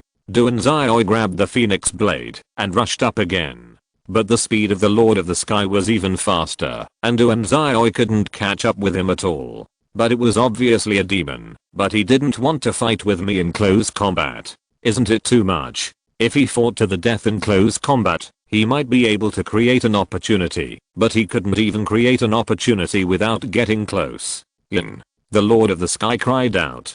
Duanzai frowned. He felt that the Lord of the Sky was about to use a big move. "Hey, be careful," Duanzai said to the angel. The angel nodded and said, "You too." Duanzai saw the Lord of the Sky clench his claws fiercely. A silver light flashed, and a pair of space claws instantly tore through the void and grabbed Duanzai and the angel. Duanzai wanted to move, but found that the space around him was blocked by the power of the Lord of the Sky. The angel couldn't move either. This time, they were probably going to die. The angel thought so. Ice Queen. Duanzai shouted loudly, and the magic power of the summoning system instantly formed a space crack in front of him. Is this guy crazy? The angel thought so. A white arm stretched out from the dark space crack. The angel saw the arm slowly clenched into a fist, and then swung at the silver white claws of the Lord of the Sky. A silver white torrent instantly crushed the silver white claws of the Lord of the Sky like a light of destruction. Even the Lord of the Sky was hit, and in an instant, scarlet blood fell in the sky. Servant, what are you doing? The beautiful girl with ice blue hair came out and said expressionlessly, and the space crack behind her slowly healed. The queen bullied me. Duanzai breathed a sigh of relief and said. The Ice and Snow Queen looked at the Lord of the Sky, who was already bleeding, tilted her head and said, I won't kill you if you leave me. The Ice and Snow Queen looked at the Lord of the Sky, and the Lord of the Sky also looked at the Ice and Snow Queen, and did not give in. The Lord of the Sky looked at the Ice and Snow Queen and screamed, hey, one of you has captured its child. That's why it attacked you humans, and it won't back down. The Ice Queen was ready to take action. After she finished speaking, she didn't take a demon that was not at the master level seriously. My queen, if we return its child to it, will it leave? Duanzai said hurriedly. If he could establish a good relationship with the Lord of the Sky, it would be much better than killing it directly. If he killed it, it might also stimulate other Emperor level creatures, which would be bad. Yin. The Lord of the Sky shouted. It said that, as long as you return its child to it, it will forgive you, and will not actively invade the human world. The Ice Queen said. We will find her child. Duanzai said. Roar. Suddenly a giant green dragon flew over from a distance, and there was a beautiful bird demon next to the dragon. Yin. The beautiful bird demon flew towards the Lord of the Sky in an instant, and then surrounded the Lord of the Sky and shouted happily. That's the child of the Lord of the Sky. He was captured. This should be the reason why the Lord of the Sky attacked humans. This is what Lingling, who was lying on the dragon, said. The place where Duanzai rented. Yali and Lina crossed their arms and looked at Duanzai with dissatisfaction. Next to them was the Snow Queen who was playing games in a t-shirt. What Yali and Lina were dissatisfied with was that the Snow Queen didn't care about their feelings at all. She let Duanzai do whatever she wanted, and she still ordered them around, so the two girls were dissatisfied. That's right, this time the Snow Queen didn't go back, but stayed in this plane, because her plane was too boring. So she stayed here to play. The Snow Queen played games every day, and then one day she suddenly walked out of the house with an expressionless face. Duanzai followed her curiously, and then found that she met a man, and then froze him the next second. Duanzai looked at the Snow Queen with a confused face. It was not until she returned home that the Snow Queen said that the guy scolded her, and then she was so angry that she made a private appointment to meet, and then that scene happened.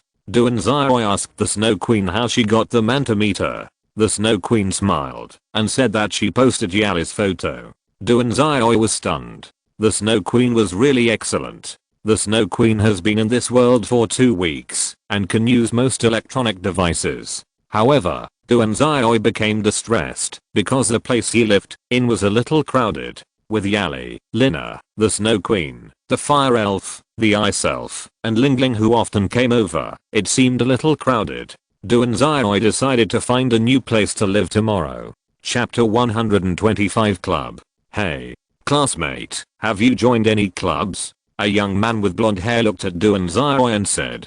The young man's blonde hair was very long and looked very elegant. The role of the club is to relieve the boring practice life of students. After all, not everyone can bury their heads in practice every day. Of course, Duanzai did not plan to join any club, so he was about to refuse. There will be a social gathering with other women's universities later, and we don't have enough people. The blonde young man said with an embarrassed look on his face. It can be seen that he is a very good person. Duanzai touched his hair and looked at the blonde young man and said, okay. Duanzai agreed, but he said that he went because there were not enough people. It was definitely not because of the social gathering. We are in the tennis club, so let's go together. By the way, my name is Fengnan. The blonde young man said. My name is Duan Xiaoi. Duan Xiaoi looked at the man named Fengnan and said, what a strange name. In front of a hotel. Hey, I must solve my virginity today. At this time, a young man with short black hair said, his name is Yan Jun, a very good looking person. Good awareness. Fengnan couldn't help but say, in fact, this guy also thought so. Wait a minute. I think everyone who comes here has the same purpose. So in order to prevent fighting, we have to do one a day, and we have to set a code, so that we won't interfere with others. A tall and thin man said, his name is Zaonan Mu, a man who wears glasses and looks more gentle. Duan Xiaoi really wants to say that brother is no longer a virgin, but if he says so, he might be beaten up by these people, so he didn't say it. It can indeed prevent us from fighting with each other. Fengnan said, I can do it with anyone. At this time, Yan Jun touched his hair and said seriously, it can be seen that this guy may have thrown away his shame and has a very high awareness. I know. We each have a target, and then point the chopsticks at the person we want. That's it. Zaonan Mu pushed his glasses and said, good idea. Duan Xiaoi nodded and said. Yan Jun and Fengnan both nodded in agreement. When the four entered the hotel, a blonde beauty immediately said, here. Fengnan and the others walked over immediately. Duan Xiaoi looked at the four girls and they were all very beautiful. He felt a little like a wolf in a tiger's mouth. Such a beautiful girl was deceived by these three guys who wanted to asterisk. It feels bad. You can call me Little Cherry. At this time, a purple-haired girl said. The purple-haired girl looks very beautiful. Hello, everyone. You can call me Xiaoshu. This is what a blue-haired girl said. She is also very beautiful and looks very beautiful. I'm Mengli. At this time, the only girl who did not dye her hair said, and her long black straight hair made people look very excited. My name is Xiaoyu. At this time, the blonde girl spoke. The girls have introduced themselves, so it's their turn. My name is Yanju Nai. I will be very happy to sit with beautiful girls, so I'm very happy now. Yang Jun said with a smile. The girls smiled shyly. Yang Jun made a good start, so Fengnan touched his hair and said, my name is Fengnan. I'm really happy to be with all the beautiful girls. Fengnan pointed his chopsticks at the black long straight beautiful girl. TSK.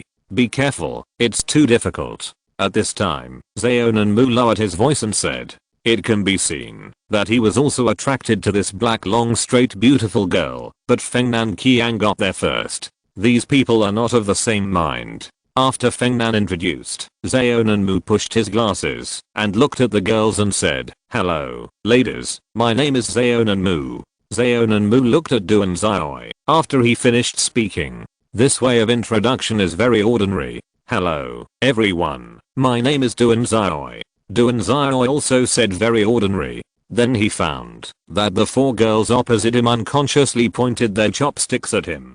Do these girls have the same secret code as them? Duan Xiaoi looked at the girls opposite with some tears and laughter. The four girls began to ask Duan Xiaoi questions in turn, and Duan Xiaoi answered honestly. Hey, classmate, let's go to the bathroom together.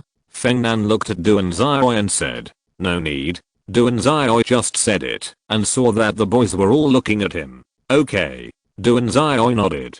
1 minute later. Hey, isn't this too much? Duan Xiaoi said to the three people who pushed him to the door of the hotel. With you here, we can't succeed, so please. Yang Jun looked at Duan Xiaoi and said in a very sincere tone. Okay then. Duan Xiaoi nodded and said, what are you doing? Suddenly a cold voice said. Duan Xiaoi turned around and saw that it was Muningsu, who was tall, plump and beautiful. Muningsu's stunning face instantly made Fengnan and the others fall. I came to eat with my classmates, but they don't seem to welcome me. Let's go. Duan Xiaoi said, and pulled Muningsu to leave. Zaonan Mu pushed his glasses at this time and said, this classmate has a girlfriend, and still comes to the social gathering. This guy is a weird guy. Fengnan and Yan Jun thought at the same time. Crack. A layer of frost covered Duan Xiaoi's hand. That guy was too much. Ahem. I can explain. Duan Xiaoi said. Muningsu looked at Duan Xiaoi calmly. Anyway, after a night passed. Early morning. Why are you here? Duanzai looked at Muningsu and said. Muningsu stretched out her hand and interlocked her fingers with Duanzai's and said, can't I come to see you? Of course I can. I feel very surprised and happy. Duanzai felt warm inside and said. Muningsu gradually began to squeeze Duanzai's body and her slippery body began to heat up. Ahem. Let's take a shower. Duanzai looked at Muningsu with a smile on his face and said he felt like he was going to die. Go later. Muningsu was emotional. Noon. Muningsu led Duanzai and walked in Mingzhu College. Muningsu's stunning face naturally attracted the attention of many people. Duanzai naturally knew what Muningsu meant. She must be unhappy about the social event, so she came to school today to say that he had a girlfriend, which should make other girls give up. To be honest, Duanzai didn't want to do this, but Muningsu finally came once, and it would be bad if she didn't do what she wanted. End of this chapter. Thank you very much for reaching the end. Don't forget to like. Looking for more exclusive content and immediate access? Subscribe to our Patreon. Remember, every like, subscription, or donation encourages us to continue. Thanks to everyone. See you in the next video.